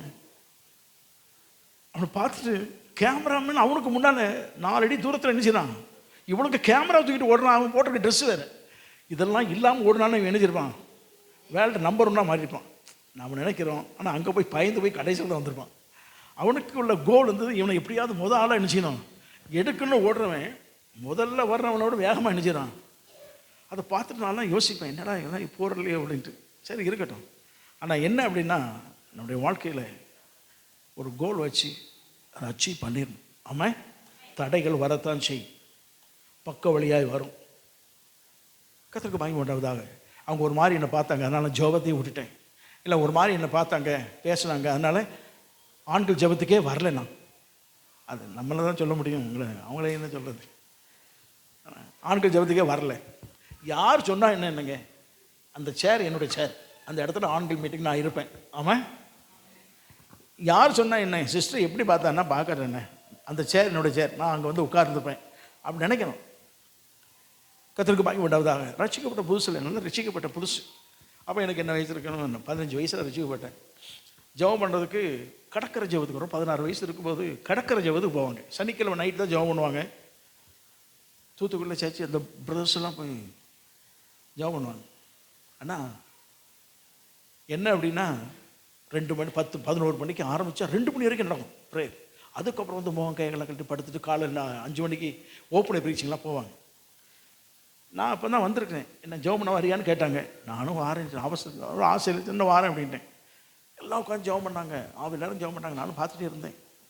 எல்லாம் நல்லா ஜெபம் பண்ணுறாங்க. நிலா வெளிச்சத்தில் எல்லாம் ஜெபம் பண்ண நல்லா தான் இருந்தது. எல்லாம் முடிச்சோடனே சரி முடிச்சிடணும் ஜெபம் பண்ணி ஒவ்வொருத்தராக ஜெபம் பண்ணி முடிப்போம் அப்படின்னு எல்லாம் சொன்னேன். என்ன ஜெபம் பண்ணுங்க? எனக்கு ஜெபம் பண்ண தெரியாது. அப்படி புதுசாக ஜெபம் பண்ணுறவங்களுக்கு நடைபெற சம்பவத்தை நான் சொல்லட்டுமா? 4 இருமல், 3 முனங்கள், 2 நேரம் மூச்சு வாங்கும். இதெல்லாம் முடிச்சு இயேசு நாமத்தில் ஆமென் முடிஞ்சது. ஜெபம் அப்படி தான் இருந்தது. நான் அப்படி தான் பண்ணேன். ஏன்னா அனுபவத்தோட சொல்கிறேன். ஜெபம் பண்ண தெரில. அவர் ஒருத்தர் கேட்டார், ஜெபம் பண்ண தெரில அப்படின்னாரு. எனக்கு பயங்கர வருத்தம். இவர் ஜெபம் பண்ண தெரிலன்னு சொன்னதுனால நாம் ஜெபத்துக்கே போகக்கூடாது அப்படிங்கிற எண்ணம் ஒரு பக்கம் வந்தது. நான் அது இல்லை, இவர் சொல்கிறாங்க மறுபடியும் ஜெபத்துக்கு போனேன். ஆனால் தனியாக வந்து ஆண்டவர் ஜெபம் பண்ண தெரிலன்னு இந்த மனுஷன் சொல்லிவிட்டார். தயவு செய்து எனக்கு ஜெபம் பண்ணணும்யா, 4 பேர் முன்னால் நல்லா ஜெபம் பண்ணணும் செய்யும்னு சொல்லி அழுது ஜெபம் பண்ணணும். சர்ச்சில் வந்து உட்காந்து நல்லா ஜெபம் பண்ணி ஆனால் சர்ச்சில் பாஸ்டர் சொல்லுவார், யாராவது ஒருத்தர் ஜெபம் பண்ண, நம்ம தான் பேரை சொல்லிடுறோம். ஏன்னா யாராவது ஒருத்தர் ஜெபம் பண்ணுங்கன்னா அவரு ஜெபம் பண்ணி இவரு ஜெபம் பண்ணிட்டு 15 நிமிஷம் போயிடும். இதுக்காக தான் நாம் என்ன செய்யறது, ஒரு 2 நிமிஷத்தில் வேலையை முடிக்கணும்னு நீங்கள் ஜெபம் பண்ணுன்னு சொல்லிடுறோம். அங்கே என்னென்னா யாராவது ஒருத்தர் ஜெபம் பண்ணால் போட்டி நடக்கும். நீನು அங்கே போட்டி நடக்கும். ஒருத்தர் ஜெபம் பண்ணி இருப்பாங்க. சில நேரம் பெண்கள் பக்கம் ஜெபம் பண்ணுங்க பாரு, சில ஆண்கள் பக்கம் ஜெபம் பண்ணுங்க பாரு. அதனால் ஜெபம் பண்ணுவாங்க. ஆண்கள் பக்கம் ஜெபம் பண்ண சொன்னால் அவர் தான் ஜெபம் பண்ணுவார். மொத்தத்தில் யாராவது ஜெபம் பண்ண சொன்னால் அவர் தான் ஜெபம் பண்ணுவார். யாரையும் ஜெபம் பண்ண விட மாட்டார். அவர் தான் ஜெபம் பண்ணுவார். அவர் தான் நம்மளை ரொம்ப பேசினது. சரி, எனக்கு ஒரு எண்ணம், இவர் ஜெபத்தில் ஒரு நாள் அமைக்கிறணும் அப்படின்னு ஒரு எண்ணம். சரி, நானும் அழுது ஜெபம் பண்ணிட்டு இந்த ஆண்கள் இந்த கூட்டத்தில் உட்காந்து ஜெபம் பண்ணுவாங்க. அப்போ ஆண்கள் கூட்டம் அங்கே நடக்கும். ஆனால் நானும் சும்மா போய் உட்காந்துக்குவேன். 15-16 வயசு தானே, ஜெபம் பண்ண வந்துருக்கேன்னு தெரிஞ்சு உட்காந்துருக்கேன். அவங்க ஜெபம் பண்ணுறதை பார்த்து நானும் ஜெபம் பண்ணுவேன். ஆராதனைக்கு எப்படி ஜெபம் பண்ணுறாங்க பார்க்க ஆரம்பித்தேன். பிறகு ஜெபம் பண்ண ஆரம்பித்த உடனே நம்ம சத்தம் தான் இடி முழக்க மாதிரி கத்துவேன். அதனால் ஒரு நாள் என்ன செய்தான், அவர் ஜெபம் பண்ண ஆரம்பித்தார். பின்னால் நான் ஆரம்பிச்சிட்டேன். அவர் சத்தத்தை விட மேலே சத்தம் போட்டு அவர் அமைக்காச்சு. ஜெபம் பண்ணி முடித்தோடனே எனக்கு ஒரு சந்தோஷம், அவரை அமைக்கிட்டோம் எனக்கு. அதுக்கப்புறம் அவர் ஜெபம் பண்ணவே விடுறதில்லை. அவர் ஆரம்பித்தா நானும் ஆரம்பிச்சிடுவேன். வேறு யாரும் ஜெபம் பண்ண ஆரம்பிச்சா விட்டுருவேன். அவர் ஜெபம் பண்ண ஆரம்பித்தா நானும் ஆரம்பிச்சிடுவேன்.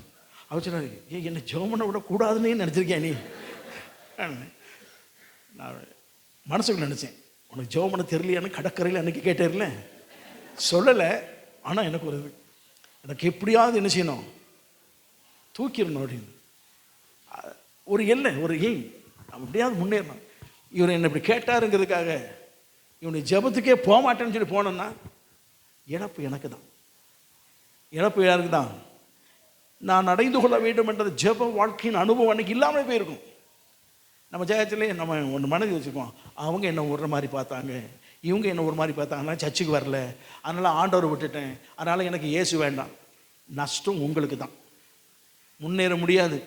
ஆவிக்குரிய உலகத்தில் முன்னேறணும். ஆமாம், நல்ல எல்லாத்துக்கும் முன்னேறுவோம். யார், அதுக்கு தான் சொன்னேன், யார் பேசினாலும் செவிடனா போயிடணும். சில நேரங்களில் ஊமையனா போயிடணும். வேண்டாதெல்லாம் நினைச்ச கூடாது. அவர் பேசினாலும் இவர் பேசினாலும் கூட சேர்ந்து நம்மளும் பேசணும். கரெக்டாக நமக்கு தான் ஆப்பு வச்சுருவாங்க. அவர் தான் சொன்னார்னு 2 பேரும் சேர்ந்து வந்து சொல்லுவாங்க. இப்போ நீ தானே தொடங்கினேன், நாங்கள் தொடங்குவோம், முடித்தது நீ தானே, 4 எக்ஸ்ட்ரா சொல்கிறது அவர் தான்ருவாங்க. நம்ம வீணாக வம்புல மாட்டிக்குவோம். ஊமையனாக இருப்போம். இப்போ தாவீது சொன்னால, நலமானதையும் பேசாமல் எப்படி இருந்தேன், மௌனமாக இந்த ஊமையனாக இருந்தேன். ஊமையனாக இருக்க வேண்டிய இடத்துல ஊமையனாக இருப்போம். ஆனால் நம்முடைய இலக்கு மட்டும் ஒன்று வச்சுக்குவோம், அடைந்து கொள்ள வேண்டியது. ஆமாம், இயேசு விசுவாசத்தை தொடக்கிறாரு. அவர் வந்து அங்கே நிற்கிறார். எப்படி இருக்கும் பாருங்கள், யோசனை பண்ணி பாருங்கள். சரி, அங்கே போய் நிற்கிறாரு மாத்திரம் இல்லை, அவரை நோக்கி தான் ஓடுறோம். ஓடும்போது கையும் பிடிச்சிக்கிறார். ஆமாம், பாடுகள் கஷ்டங்கள் வரும்போது கையை பிடிச்சிடாரு. நீ கவலைப்படாத மனோவரனே. இவங்கெல்லாம் சிலுவையில் அறியும் போது என்ன எனக்கு காரணத்தோடு தான் அறிஞ்சாங்க. பொய் சாட்சி உண்டு, குற்றப்படுத்தின கரை உண்டு, வேணும்னு செய்தது உண்டு, எல்லாமே உண்டு. நீ அதை கவலைப்படாத, அங்கே இருக்க பாரு, அந்த லக்கு உனக்கு வச்சுருக்க பாரு, ஓடு. அப்படி ஓடி இருக்கும்போது கொஞ்சம் தூரம் தான் அவர் முன்னால் வந்து நின்று நினைச்சுவார்.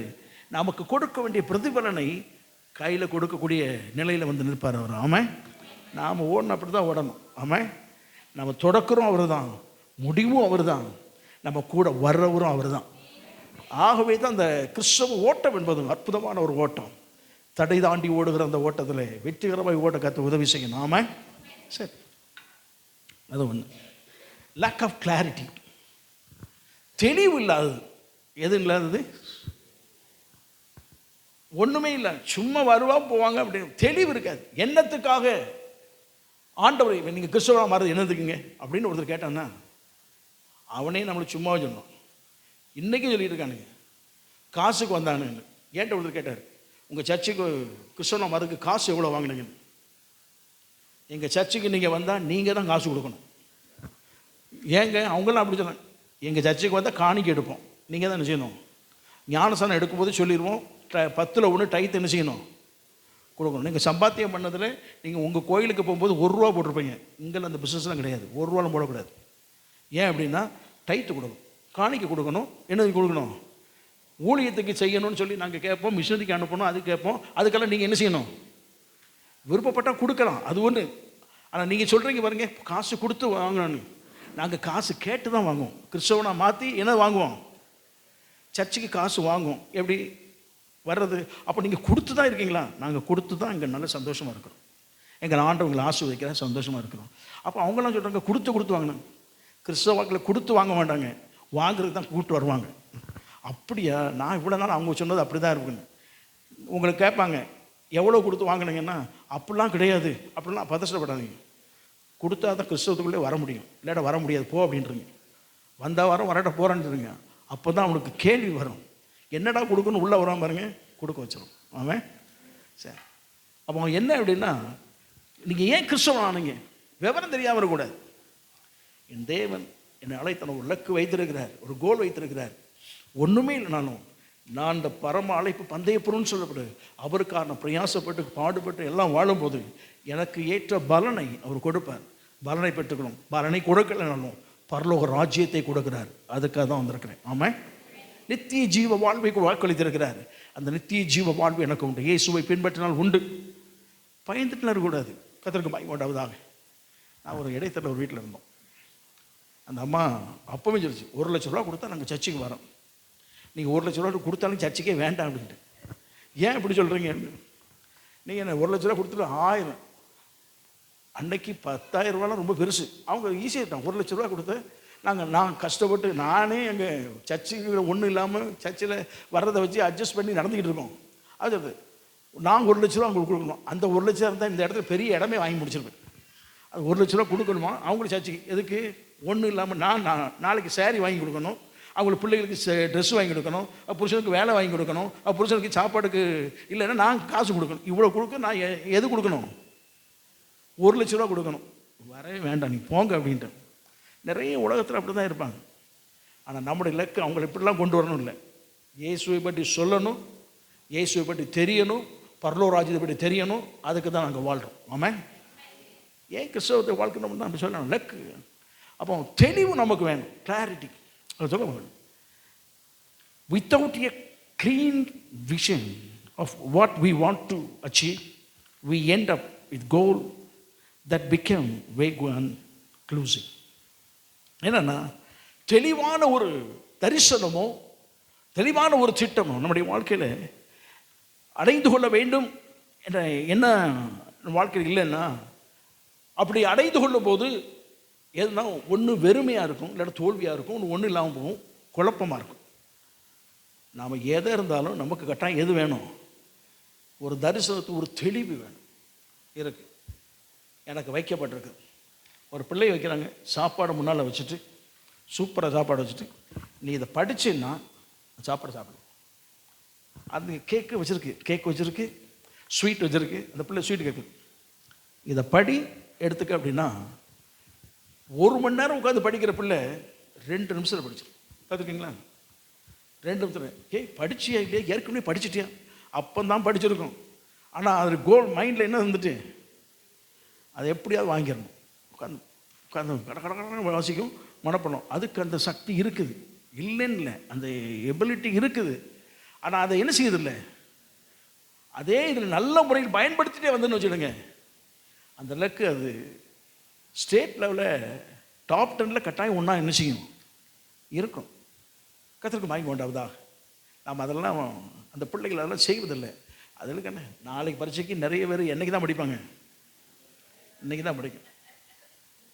அதில் வேறு ஜெபம், ஆண்டவரே எப்படியாயும் என் பிள்ளை முதல் மார்க் என்ன செய்யணும், எப்படி வாங்கும் கடைசியில் தான் முதல் மார்க் வாங்கும். நாம் பிள்ளைகளுக்கு வந்து எபிலிட்டி அதெல்லாம் சொல்லணும், இதெல்லாம் அடைந்து கொள், இது வேணும் அப்படி லக்கை வச்சு படிக்க வச்சோன்னா அது படிக்கும். நம்முடைய வாழ்க்கையில் லக்கு என்பது ஒன்று இருக்கும். தெளிவு இல்லாமல் என்ன செய்யக்கூடாது, ஒன்றுமே இல்லாமல் அது போய் விடக்கூடாது. கர்த்தருக்கு மகிமை உண்டாவதாக. அது நிறைய சொல்லப்பட்டது. கர்த்தருக்கு ஸ்தோத்திரம் உண்டாவதாக. பவுலுக்கு ஒரு நல்ல தெளிவு இருந்தது. நல்ல போராட்டத்தை போராடினேன், ஓட்டத்தை முடித்தேன், விசுவாசத்தை இது முதல் எனக்கு நீதியின் கிரீடம். சரி, தேவன் பிரசன்னமாகும் அந்த நாளில் அதை எனக்கு என்ன செய்வார், தந்துடுவார். அந்த நிச்சயத்தை அவன் வச்சிருக்கிறான். ஆனால் அவனுக்கு ஆண்டவர் கோல் வச்சுதார். ரட்சிக்கப்படும் போது அவனை கொண்டு வரும்போது சந்தித்தார். அவன்கிட்ட ஒன்றும் பேசலை. அனனியாட்ட சொல்றாரு. அனனியா கேட்குறான், இவன் ஆளெல்லாம் காலி பண்ணா இல்லை, அவன் சபையெல்லாம் பாலாக்கணும் இல்லை, நீ சும்மாரு, அவனுக்கு நான் ஒரு லெக்கு வச்சிருக்கிறேன். என் நாமத்தை அவன் சொல்லுவதற்கு முதல்ல யார்கிட்ட போகணுமா, முதல்ல யூதர்களுக்கும் புரஜாதிகளுக்கும் ராஜாக்களுக்கும் என் நாமத்தை எவ்வளவாய் சொல்ல வேண்டும் என்பதும் எனக்காக எவ்வளவு பாடுபட வேண்டும் என்பதும் நான் அவனுக்கு நினைச்சிருக்கிறேன், தெரிவித்திருக்கிறேன். அவனுக்கு இலக்கை கொடுத்துட்டாரு. யாருக்கு சுவிசேஷம் அறிவிக்க, சுவிசேஷம் அறிவிக்க வேண்டும் என்பது இலக்கு. அது யாருக்கெல்லாம் அறிவிக்கணுமா, யூதர்களுக்கு, புரஜாதிகளுக்கு, ராஜாக்களுக்கு. கர்த்தர் வச்சுட்டார். கர்த்தருக்கு பயம் உண்டாவதாக. அவனுக்கு மைண்டில் வந்த உடனே ராஜாக்களுக்கு அறிவிக்க வரைக்கும் அவன் பாருங்க, எத்தனை உபத்திரவம், எத்தனை பாடு, கல்லெறிதல், அடிபட்டான், மிதிப்பட்டான், வாரினால் அடிக்கப்பட்டான், எல்லாமே இருந்தது. மரணம் வரவே இல்லை. ஆமாம், அந்த இலக்கு அடையும் வரைக்கும் தேவன் அவன் ஜீவனை கரத்தில் பிடித்துக் கொள்ளுகிற தேவன். அவர் அந்த இலக்கை அடைய வரை நம்ம விட மாட்டாருங்க. கர்த்தருக்கு மகிமை உண்டாவதாக. யூதர்களுக்கெல்லாம் பிரசங்கம் பண்ணான், ஜபாலயத்துக்குள்ளே போய் பிரசங்கம் பண்ணான், எல்லாம் சண்டைக்கு வந்தான். ஒரு உதவி வரணும், போங்கடா உங்கள்கிட்ட சுவிசேஷம் சொன்னது போதும், நிறைய பேர் இருக்கு அவன் சொல்லுவான். புரஜாதி மக்கள்கிட்ட போகிறதுக்கு அந்நிய ஜனத்தின் மத்தியில் போனான். அந்த போகும்போது தான் கண்டங்கள் மாறி கண்டம் போனான். ஆமாம், கண்டங்கள் மாறி கண்டம் போனான், எல்லாம் சுவிசேஷம் அறிவித்தான். கர்த்தருக்கு மகிமை உண்டாவதாக. கடைசியில் ஒரு எல்லை வந்தவுடனே சிறையின் அனுபவங்கள், உபத்திரம் எல்லாம் வந்து நின்றுது. இதெல்லாம் பாடுகள்லாம் அவனுக்கு வரும். அவன் முதலாவது அகரிப்ப ராஜாவை சொல்கிறான், அகரிப்ப ராஜாவே. அது வசந்த வாசிங்களேன், ரொம்ப நல்லா இருக்கும். 26ஆம் அதிகாரம் அப்போஸ்தலர் 26, 29 வாசிக்கும்படி கேட்குறேன். அதற்கு பவுல், நீர் மாத்திரமல்ல, நல்ல கவனிங்க, நீர் மாத்திரமல்ல, இன்று என் வசனத்தை கேட்கிற யாவரும், என்று இந்த வசனத்தை கேட்கிற யாவரும், கொஞ்சம் குறைய மாத்திரமல்ல, இந்த கட்டுகள் தவிர முழுவதும் என்னை போல் ஆகும்படி தேவனை வேண்டிக் கொள்கிறேன் என்றான். ஆண்டவருக்கு மகிமை உண்டாவதாக. அகிரிப்பா முன்னால் நினைக்கிறான். அகிரிப்பா ராஜா. இவன் யாருக்கு சுவியம் சொல்லணும், ராஜாக்களுக்கு சுவியம் சொல்லணும். பெலிஸ்து ஏற்கனவே வந்துட்டான், கவர்னருக்கு ஒரு அடிவிசாச்சு. அடுத்த அகஸ்து ராஜாவுக்கு, அகஸ்து இல்லை, அகிரிப்ப ராஜா. அகிரிப்ப ராஜாவுக்கு ராஜாவே, அகிரிப்ப ராஜாவே உன்னை கேள்வி சொல்லிட்டு, இந்த கட்டுகள் தவிர மற்றபடி நான் சொல்ற வசனம் எல்லாருக்கும் என்ன செய்யணும், இந்த வசனம் சொல்லும். மீண்டும் ஒரு வாசிமா. அதற்கு பவுல், நீர் மாத்திரமல்ல, இன்று என் வசனத்தை கேட்கிற யாவரும். மாத்திரம் இல்ல. அப்புறம் அவன் சுவிசேஷம் யாருக்கு சொல்லிட்டு இருக்கான், ராஜாவுக்கு சொல்றான். ஒரு சின்ன பகுதியில் உள்ள ராஜாவுக்கு சொல்றான். இந்த சுவிசேஷம் நீர் மாத்திரமல்ல, இங்கே சுற்றி இருக்கிற எல்லா ஜனங்களும், மந்திரிமார், அங்கே இருக்கிறதான பெரிய அபிஷியல் உள்ள ஆட்கள், போர் வீரர்கள் எல்லாமே. கொஞ்சம் குறைய மாத்திரமல்ல, இந்த கட்டுகள் தவிர, என்னை கட்டி வச்சு கைதியா வச்சிருக்கீங்களே, இதை தவிர முழுவதும் என்னை போல் ஆகும்படி, எல்லாரும் என்னை போல என்ன செய்யணும், ஆகும்படி தேவனை வேண்டிக் கொள்கிறேன். என்னை போல ஆகணும் என்ன அர்த்தம், இவனை போல எல்லாத்தையும் விட்டுட்டு போகணும் அப்படிங்கிற. என்னை போல் ஆகணும், சுவிசேஷம் அறிவிக்கக்கூடிய ஒரு மனிதனாக நீங்க எல்லாரும் என்ன செய்யணும், மாறணும். அவன் யூதர்களுக்கு சொல்லிட்டான், புரஜாதிகளையும் சொல்லி சபைகளை கட்டிட்டான். கடைசி காலகட்டம், அவனுடைய மரணம் நெருங்கி கொடுக்குற காலகட்டம், கைது பண்ணிட்டாங்க. அவன் சொன்னான், ராயனுக்கு அபயம் எடுக்கிறேன், யூதருக்கு சொல்லியாச்சு, புரஜாதி சொல்லியாச்சு, ராஜாங்கிற சின்ன ராஜாவுக்கும் சொல்லியாச்சு, கவர்னருக்கும் சொல்லியாச்சு. இன்னும் பெரிய ராஜா ஒருத்தர் இருக்கார். அவன் சொன்னான், ராயனுக்கு என்ன செய்கிறேன், அபயம் எடுக்கிறேன். அப்படின்னா என்ன புரிஞ்சுகளுக்கு சொல்கிறேனே. ஒரு பிரச்சனை, சிவில் கோர்ட், இந்த காரைக்குடியில் போடுறோம். காரைக்குடியில் நமக்கு சரிப்பட்டு வரல, நான் ஹைகோர்ட்டில் பார்த்துக்கிறேன் சார் அப்படின்னு ஃபைலை தூக்கி கொடுத்துருவோம். போ ஹைகோர்ட்டில் பாரு. ஹைகோர்ட்லேயும் போராடுறோம், சரிப்பட்டு வரல, எங்கே போகிறோம், கடைசியாக தான் சுப்ரீம் கோர்ட். நம்ம தேசத்தை பொறுத்தவரை சுப்ரீம் கோர்ட் தான் நமக்கு உள்ளது, அவ்வளோதான். சுப்ரீம் கோர்ட்டு போகணும். அங்கே கொடுக்கப்படுற தீர்ப்பு எதுவாக இருந்தாலும் நீ செய்யணும், ஏற்றுக்க வேண்டியதான். அதெல்லாம் சுப்ரீம் கோர்ட்டு போகிறோம். இதே மாதிரி தான் சொல்கிறான். யோதர்கிட்ட சொல்லி பார்த்தேன், மத குருக்கிட்ட சொல்லி பார்த்தேன், தலைவர்கிட்ட சொல்லி பார்த்தேன், சரிப்பட்டு வரல. அவ்வளோ பேரும் சூழ்ச்சியை ஏற்று நிற்கிறான். புரஜாதிக்கு சொல்லியிருந்தேன், சபையை ஒரு பக்கம் கட்டினேன், ஆனாலும் எதிர்ப்பு பிரச்சனைகள் வந்துட்டு இருக்கு. என்னுடைய தரிசனம், எனக்கு தேவன் வைத்த லக்கு கோல், ராஜாக்களுக்கு என்ன செய்யணும், சுய் சொல்லணும். ஜென்ரலுக்கு சொல்லியாச்சு, கவர்னருக்கு சொல்லியாச்சு, ஃபெலிக்ஸுக்கு சொல்லியாச்சு, அகிரிப்பா ராஜாவே சின்ன குறுநில மன்னர் உமக்கும் சொல்லியாச்சு. இன்னும் பெரிய மன்னர் இருக்கார், சொல்லிட்டு தான் ஜாவன். அவன் தேவன் வச்ச இலக்கை அடைஞ்சிருவான் பாருங்க.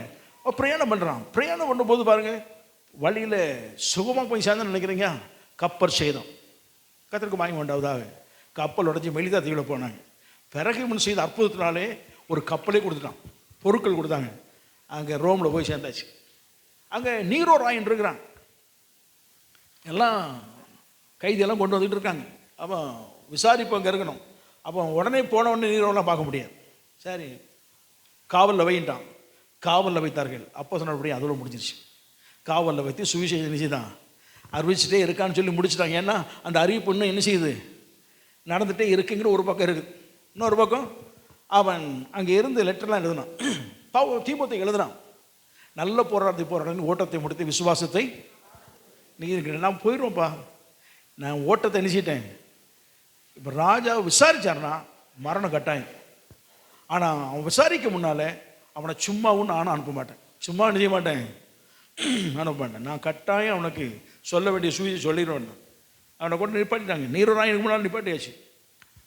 அவன் கேட்குறான், இவனை எதுக்கு கொண்டு வந்தீங்க அப்படின்னா, அவன் சொல்கிறான், நானே சொல்கிறேன் அப்படின்ட்டு இவனே சொல்கிறான். இயேசு என்ற ரட்சகர் என்னை சந்தித்தார், பேரொழிகளை என்னை சந்தித்தார். நான் யூத மார்க்கத்தில் இருக்கிறவன் தான்யா. அவன் எப்ரேயர் பிறந்த எப்ரேயன், பென்யமீன் கோத்திரத்தான், நியாயப்பிரமாணத்தின்படி குற்றம் சாட்டப்படாதவன், பரிசேயன் குடும்பத்தில் பிறந்த பரிசேயன், கமாலியல் பாதவழியில் கற்றுக்கொண்டவன், படிப்புக்கு மேன்மை, பணத்திற்கு மேன்மை, ஐஸ்வர்யத்துக்கு மேன்மை, ரோம சிட்டிசன்னா. அவன் சொன்னான், ரோம சிட்டிசன். கர்த்தருக்கு பயன்படுவதாக என்னோட தகப்பன் ரோம சிட்டிசனாக இருப்பதற்குரிய உரிமையை பெற்றிருந்தார். அந்த உரிமை எனக்கு இருக்குது. அவெல்லாம் பார்த்துட்டே இருக்கிறான். ஆண்டோரை பற்றி எல்லா காரியத்தையும் சொல்கிறான். இவ்வளவு இருந்தாலும் இயேசுக்காக எல்லாவற்றையும் நஷ்டப்பட்டு குப்பையுமா எண்ணி எனக்கு கொடுத்த லக்கை நோக்கி தொடர்ந்து வரேன். இந்த லக்கு என்ன தெரியுமா, உமக்கு சுவிசேஷம் அறிவிக்க வேண்டும் என்பதுதான் கடைசி லக்கு. ஆமாம், கர்த்தருக்கு பயன்படுவதாக இதை அடைந்து கொள்ள வேண்டும் என்பதற்கு நான் அடைந்து விட்டேன். இந்த லக்கை நான் அடைஞ்சிட்டேன். இனி என் வாழ்க்கையில் எதை அடைந்து கொண்டாலும் அதை விட எனக்கு பிரச்சனை இல்லை. இவ்வளோ சுவிசேஷத்தை கேட்ட பிறகு தலையை விட்டுறான்னா வெட்டிட்டான், தன் ஜீவனை பணையம் வைத்தான். அந்த லக்கை அடையும் வரை தேவனும் விடலை, இவனும் விடலை, அடைந்து கொள்ள கர்த்தர் உதவி செய்தார் அவர். ஆமாம், நம்முடைய வாழ்க்கையில் அது அந்த லக்கை அடைவதற்கு பல போராட்டங்கள், பிரச்சனைகள் வரத்தான் செய்யும். கர்த்தருக்கு பயம் உண்டாவதாக. அந்த எல்லாம் சுமூகமாக இருக்குன்னு நினைக்கக்கூடாது. கப்பல் ஒரு கரையிலிருந்து இன்னொரு கரைக்கு நம்ம செல்லுகிறோம் அல்லது இன்னொரு ஊருக்கு செல்லுகிறோம்னு சொன்னாங்க. கப்பல் பிரயாணம் என்பது அது சுலபமாய் போகக்கூடியதில்லை. சில காலகட்டத்தில் சுலபமாக இருக்கலாம், ஆனால் எப்போதும் சுலபமாக இருக்கும் சொல்லக்கூடாது. பல காற்று, அலைகள், புயல்கள் இவையெல்லாம் தாண்டித்தான் அக்கறை செல்ல வேண்டும். ஆமாம், கர்த்தருக்கு பயன்படுவதாக. அது அப்போ வேதத்தில் இப்படி தான் சொல்லப்படுது, லேக் ஆஃப் விஷன் அல்ல லேக் ஆஃப் கிளாரிட்டி. தெளிவு இல்லை. நம்முடைய வாழ்க்கை ஒரு தெளிவு இருக்கணும். ராஜாவுக்கு சொல்கிற வரைக்கும் என் ஜீவன் போகாது. ஆமாம், அதுக்கு முன்னாடி நிறைய பேர் போதுங்க தாவே, தாவே யார், எலியா சொன்னால போதுங்க தாவே, என் ஆத்துமாவை எடுத்துக்கொள்ளும், பிதாக்களை பார்க்க நல்ல, அதான் எனக்கு தெரியுமே ஆண்டு சொல்ல, அதான் எனக்கு தெரியுமே, தெரிஞ்சது அனுப்ப ஒன்று நான் கூப்பிட்ருக்கேன். நம்ம நிறைய பேர் சொல்லுவோம், ஆண்டவரே நான் எதுக்கு, குப்பைங்க புழுங்க ஒன்றுக்கு உதவாததுங்க, என்ன போய் தெரிஞ்சு வேண்டாம், என்னை விட்டுருவார் அவர். நீங்கள் என்ன பழமெல்லாம் விட மாட்டார், உங்களை விட மாட்டார். தரிசனம் நிறைய பேர் உங்களை விடுவதில்லை. ஆமாம், அந்த தரிசனம் என்னங்கிறத முதல்ல தெரிஞ்சுக்கிடுங்க. அதன் இலக்கு என்ன தெரிந்து கொள்ளுங்கள். அந்த இலக்கை நோக்கி நான் உணர்ந்து ஓடும். ஆமாம், கத்திற்கு மகிமை உண்டாவதான். அப்போ தான் அவனை தட்டி எழுப்பினார். சாப்பிட்டு படுத்துட்டான். சூரியச்செடியின் கீழே படுத்துட்டான். ஏன் அங்கே போய் படுத்தான் அப்படின்னா, சூரியச்செடியினுடைய காற்று விஷம் வாயுவை வெளித்தள்ளக்கூடியது. அங்கே படுத்த கொஞ்ச நேரத்தில் மயங்கிடுவான். மயங்கி கடைசியில் உணர்வுட்டு கடைசி செத்து போயிடுவான். அப்படின்னா நான் சாக போகிறேன். எங்கே போய் படுத்துட்டான்? சூரியச்செடியின் கீழே படுத்துட்டான். கத்திற்கு மகிமை உண்டாவதான். போயிடுவான், செத்துருவான்னு நினச்சி தான் போனான். ஆண்டு அங்கே தட்டி எழுப்பி சாப்பாடெல்லாம் கொடுத்து, நீ போ, ஒரு தரிசனம் வச்சிருக்காரு, நீ இவ்வளவு செய்தங்கிறது இது பெரிய காரியம், இதெல்லாம் நான் இருக்கிறேன் என்பதை நிரூபிப்பதற்கு கொடுத்தது அற்புத அடையாள திட்டங்கள். ஆனால் தரிசனம் என்ன தெரியுமா? உனக்கு பின்னால் ஒருத்தன் வேணும், ஒருத்தனை எழுப்பு. எலிசா ஒருத்தன் இருக்கான், இப்போ அவன் வீட்டுக்கு. இன்னொன்று என்னன்னா, ஆசைக்கையில் ஒருத்தன் இருக்கிறான். அவனுக்கு எப்படி ஆண்டவர் அவனுக்கு என்ன செய்தார்? ஒரு 3 பேரை குறித்தான தரிசனத்தை கத்த என்ன செய்தார்? அவர் கொடுத்து, இந்த லக்கு இருக்கிற வரை நீ போக மாட்டேன், போப்பா அப்படின்னாரு. அந்த 3 பேருக்கும் ஒருத்தர் ராஜா அபிஷேகம் பண்ணினா, ஒருத்தனை ஊழியத்துக்கு அபிஷேகம் பண்ணா, எல்லாம் செய்துட்டு வந்தவன் ஆண்டு சொன்னார், நான் சுழற்காற்றில் உன்னை எடுத்துக்கொள்ள போகிறேன். முடிஞ்சுதா? அது வரைக்கும் அவனுக்கு ஜீவன் வைத்தார். ஏசபேல் சொன்னான், அவன் நாளைக்கு அவன் தலை அவனுக்கு இருக்காது. இவன் விவரம் தெரியாமல் ஓடி வந்துட்டான். அவன் மொத்தம் சொன்னான், தரிசனம் என்னுடைய வாழ்க்கையில் தேவன் வைத்த திட்டம் நிறைவேறாமல் தலையில் ஒரு முடி கூட கீழே விழுந்து போவதில்லை. ஆமாம், அந்த ஊரில் இருந்தாலுமே அவனை ஏசபேல்னால ஒன்றுமே செய்ய முடியாது. இவன் தான் பயந்து ஓடிட்டான். அநேக முறை நாம் தான் பயந்து தரிசனத்தெல்லாம் இழந்து எல்லாத்தையும் விட்டுட்டு போதும் கச்சாவே அப்படின்னு சொல்லி வருகிறோம். கொடுக்கப்பட்ட தரிசனத்தை ஆண்டவன் நிறைவேற்ற வேண்டும் என்று விரும்புகிறார். தொடர்ந்து ஓடும். ஆமாம், தடைகளை பார்க்க வேண்டாம். நமக்கு வைத்த தடைகள் வரத்தான் செய்யும், அதெல்லாம் தாண்டி ஓடணும். சிலவை தள்ளிவிட்டு ஓடணும். வேகப்பட்ட திரளான சாட்சிகள் நம்மை சூழ்ந்து கொண்டு இருக்கிறது. பாரமான யாவும் எங்க இருக்கு? பாரம் எங்க இருக்கு? நம்ம தான் இருக்கு. பாரமான யாவற்றையும் நம்மை நெருங்கி சுற்றி இருக்கிற பாவம். பாவம் எங்க இருக்கு? நீங்க செய்ததுனால பாவம் செய்து இருக்கீங்களே, பாவம் எங்க இருக்கு? சுற்றில இருக்கு. அப்படி செய்யலாம், தள்ளி விடலாம், என்ன செய்யலாம்? தள்ளி விடலாம். இதுதான் நெருங்கி இருக்கிற பாவம். இந்த இப்படி சுற்றி இருக்கும்போது நம்முடைய விசுவாச தொடக்கிற இயேசு ஒருவர் இருக்கிறார். லக்கு அங்கே இருக்குது. நமக்கு வைத்திருக்க லக்கை அவர் காண்பிக்கிறார். உனக்கு வைத்திருக்க இந்த லக்கு நீதியின் கிரீடம் வைத்திருக்கிறேன், உனக்கு வைத்திருக்க இந்த மகிமையின் கிரீடம் வைத்திருக்கிறேன், உனக்கு வைத்திருக்க இந்த மகிழ்ச்சியின் கிரீடம் வைத்திருக்கிறேன். கர்த்தருக்கு மகிமை உண்டாவதாக. ஆண்டவர் வச்சுறாரு, இந்த பொன்னாலான மகிமையான ஒரு பொக்கிஷத்தை நான் வைத்திருக்கிறேன், நீ இதை பார்த்துட்டு ஓடிவா மகனே. ஆமாம், உனக்கு தடைகள் வரும், பிரச்சனைகள் வரும், பக்க வழியாக வரும், உறவுகளாலே வரும், குடும்பத்தாலே வரும், எல்லாத்தையும் வரக்கூடியது தான். பிரச்சனை வரத்தான் செய்யும். ஆனால் இவையெல்லாம் தாண்டி போக வேண்டியதுதான் தேவன் நமக்கு நியமித்திருக்கிற பாதை. ஆமாம், அந்த ரெக்கை அடைந்து கொள்வதற்கு தேவன் நமக்கு அனுக்கிரகம் பண்ணுவாராக. ஆமாம், கர்த்தருக்கு பயம் உண்டாவதாக. இருக்கு, கர்த்தருக்கு ஸ்தோத்திரம் உண்டாவதாக. சாயங்காலம் நிறைய இருக்கு. நம்முடைய இலக்கை அடைந்து கொள்வதற்கு தேவன் அனுக்கிரகம் பண்ணுவாராக. ஆமாம், கர்த்தருக்கு ஸ்தோத்திரம். எல்லாம் எழுதுறது ஜெபம் பண்ணுவார்.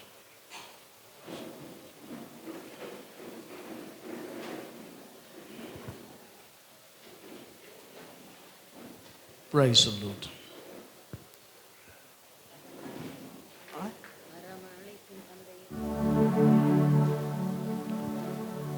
பரம அழைப்பின் பந்தய பொருளுக்கா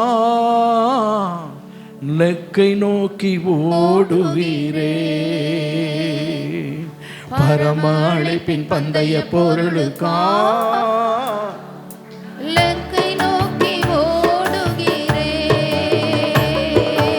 ஓடுகிறே, நான் ஓடுகிறே,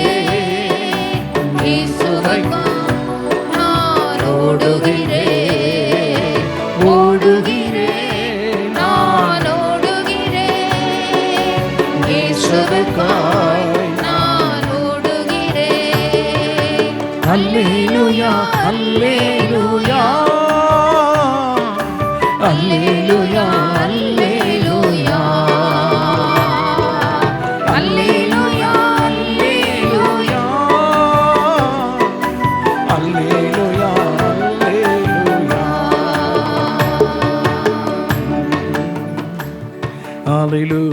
பரம அழைப்பின் பந்தய பொருளுக்காக தேவன் என்னை அழைத்திருக்கிறார்.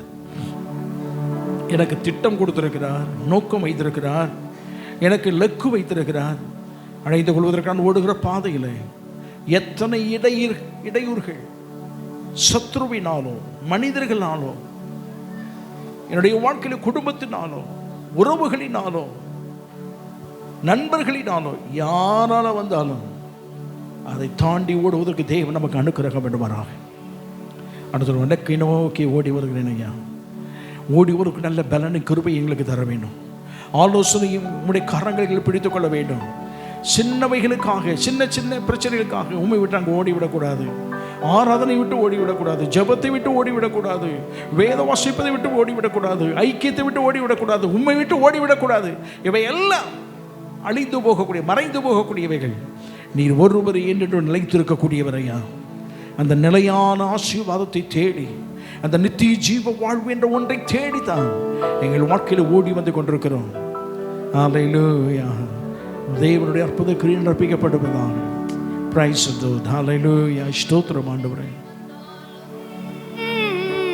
விசுவாசத்திலே முன்னடப்பே, எத்தனைதான் இடர்கள் வந்தாலும் விசுவாசத்திலே முன்னடப்பே. எனக்காக அப்பா நியமித்த, எனக்காக அப்பா நியமித்த பாதையிலே நான் ஓடுகிறேன். எனக்காக அப்பா நியமித்த பாதையிலே நான் ஓடுகிறேன். அல்லேலூயா, அல்லேலூயா, அல்லேலூயா, அல்லேலூயா, அல்லேலூயா, அல்லேலூயா, அல்லேலூயா, அல்லேலூயா.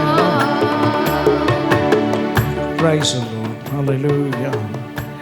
நம்முடைய ஓட்டத்திலே தடை தாண்டி ஓட்டம். அந்த ஓட்டத்தில் இருக்கக்கூடிய பின்னானவைகளை, நமக்கு புறம் பேசப்பட்டதான பழையவைகள் அதெல்லாம் மறந்துடுங்க. அவங்க பேசுகிறாங்க, இவங்க பேசுகிறாங்க, இதை பேசி பெற்றோர் செய்யலை, எனக்கு அவங்க செய்யலை, இவங்க செய்யலை, அதெல்லாம் வேண்டாம்.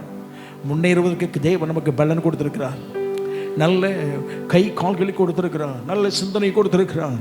அவர் நம்புகிற நம்பிக்கையை ஏற்படுத்தக்கூடிய வாய்ப்புகளை கொடுத்திருக்கிறார். ஹல்லேலூயா. நல்ல தெளிவை அடைந்து கொள்வோம். நல்ல தெளிவான ஒரு தரிசனத்தை பெற்றுக்கொள்வோம். நம்முடைய தரிசனம் தெளிவாக இருப்பதாக அனுப்போம். ஆண்டவரே, நீ கிருபை செய்ய வேண்டுமையா, கிருபை செய்ய வேண்டுமையா. ஹல்லேலூயா. நிறைய இருக்குங்க. தடைகளெல்லாம் கர்த்தர் மாற்றுவாராக. Praise the lord. Hallelujah. Steven brother ஜெபிக்க முடியும். ஹல்லேலூயா. பரிசுத்தமும் கிருபையும் சத்தியமும் நிறைந்த எங்கள் அன்பின் பரலோக தகப்பனே, உம்மை மனதார ஸ்தோத்திரிக்கிறோம், துதிக்கிறோம். ஆசீர்வதிக்கப்பட்ட இந்த நல்ல ஆராதனை வேலைக்காய் உமக்கு நன்றி. கர்த்தருடைய வார்த்தையை உம்முடைய தாசனாகிய ஊழியக்காரன் மூலமாய் தேவனே எங்களோடு கூட இந்த நாளிலே பேசியிருக்கிறீர் ஆண்டவரே. ஹல்லேலூயா. ஓட்டத்தை துவங்கினவர் முடிவு பரியந்தம் ஓடி முடிக்கத்தக்கதான பலனையும் கிருபையும் தருகிறவர் ஆண்டவரே. இடையிலே எங்களை கைவிட்டு சென்று கைவிடுகிற தேவன் அல்ல ஆண்டவரே. இந்த தேவன் என்றென்றைக்கும் உள்ள சதா காலங்களிலும் எங்களுடைய தேவன் ஆண்டவரே. நித்தியம் வரையிலும் எங்களை நடத்தி செல்வீர் ஆண்டவரே. எங்களுக்கென்று கர்த்தர் ஒவ்வொருவருக்கும் ஒவ்வொரு பாதையை நீர் நியமித்திருக்கிறீர் ஆண்டவரே. அது தானியேலுக்கு சிங்க கெபியா இருக்கலாம், சாத்ராக் மேஷாக் அபேத்நேகோ போல அது அக்னி சூளையா இருக்கலாம், யோசேப்பை போல தண்ணீர் இல்லாத ஒரு துறவா இருக்கலாம். ஆனாலும் ஆண்டவரே அப்பா, பவுலுக்கு ஒரு யூரோக்ளித்தானை போல இருக்கலாம். ஆனாலும் ஆண்டவரே அப்பா, அந்த பாதைகள் ஒவ்வொன்றிலும் கர்த்தருடைய கரம் எங்கள் மேலே வல்லமையாய் இருக்கிறது என்பதை நாங்கள் அறிந்து கொள்ள எங்களுக்கு உதவி செய்வீராக. கப்பற் சேதமே அல்லாமல் உயிர் சேதம் உண்டாகாமல் தேவனே, ராயனுக்கு முன்பாக பவுல் நிற்க வேண்டும் என்ற திட்டத்தை நிறைவேற்றி தந்த தேவன். எங்கள் வாழ்க்கையிலே நீர் முன் குறித்த காரியங்கள், நீர் முன் குறித்திருக்க திட்டங்கள் நிறைவேறும் வரை கர்த்தர் எங்களை ஒருபோதும் கைவிட மாட்டீர் ஆண்டவரே. ஹல்லேலூயா. முதல் ஏஜி சபை விசுவாசியாக இருக்கிற நாங்கள் ஒவ்வொருவரும் பெற்றுக்கொள்ளத்தக்கதாய் ஓட வேண்டும் ஆண்டவரே. பெற்றுக்கொள்ளத்தக்கதாய் ஓட வேண்டும் ஆண்டவரே. வெறும் கையோடே தகப்பனை உம்முடைய சமூகத்திலே வந்து நின்று விடக்கூடாது ஆண்டவரே. நீர் எங்களுக்கென்று ஒவ்வொருக்கென்று கொடுத்திருக்கிற தாளந்துகளை பயன்படுத்தி ஆண்டவரை ஆத்தும ஆதாயம் செய்கிறவர்களாய் எங்கள் ஒவ்வொருவரையும் கர்த்தர் மாற்றும்படியாய் ஜெபிக்கிறோம். ஆண்டவரே, தாழ்த்தி எங்களை உம்முடைய சமூகத்தில் அர்ப்பணிக்கிறோம். எல்லா மகிமை துதி கனம் ஸ்தோத்திரங்களை உமக்கே தருகிறோம். இரட்சகர் இயேசு கிறிஸ்துவின் நாமத்திலே பிதாவே. ஆமென், ஆமென், ஆமென். ஆத்துமாவே கர்த்தரை ஸ்தோத்திரி, ஆத்துமாவே கர்த்தரை ஸ்தோத்திரி.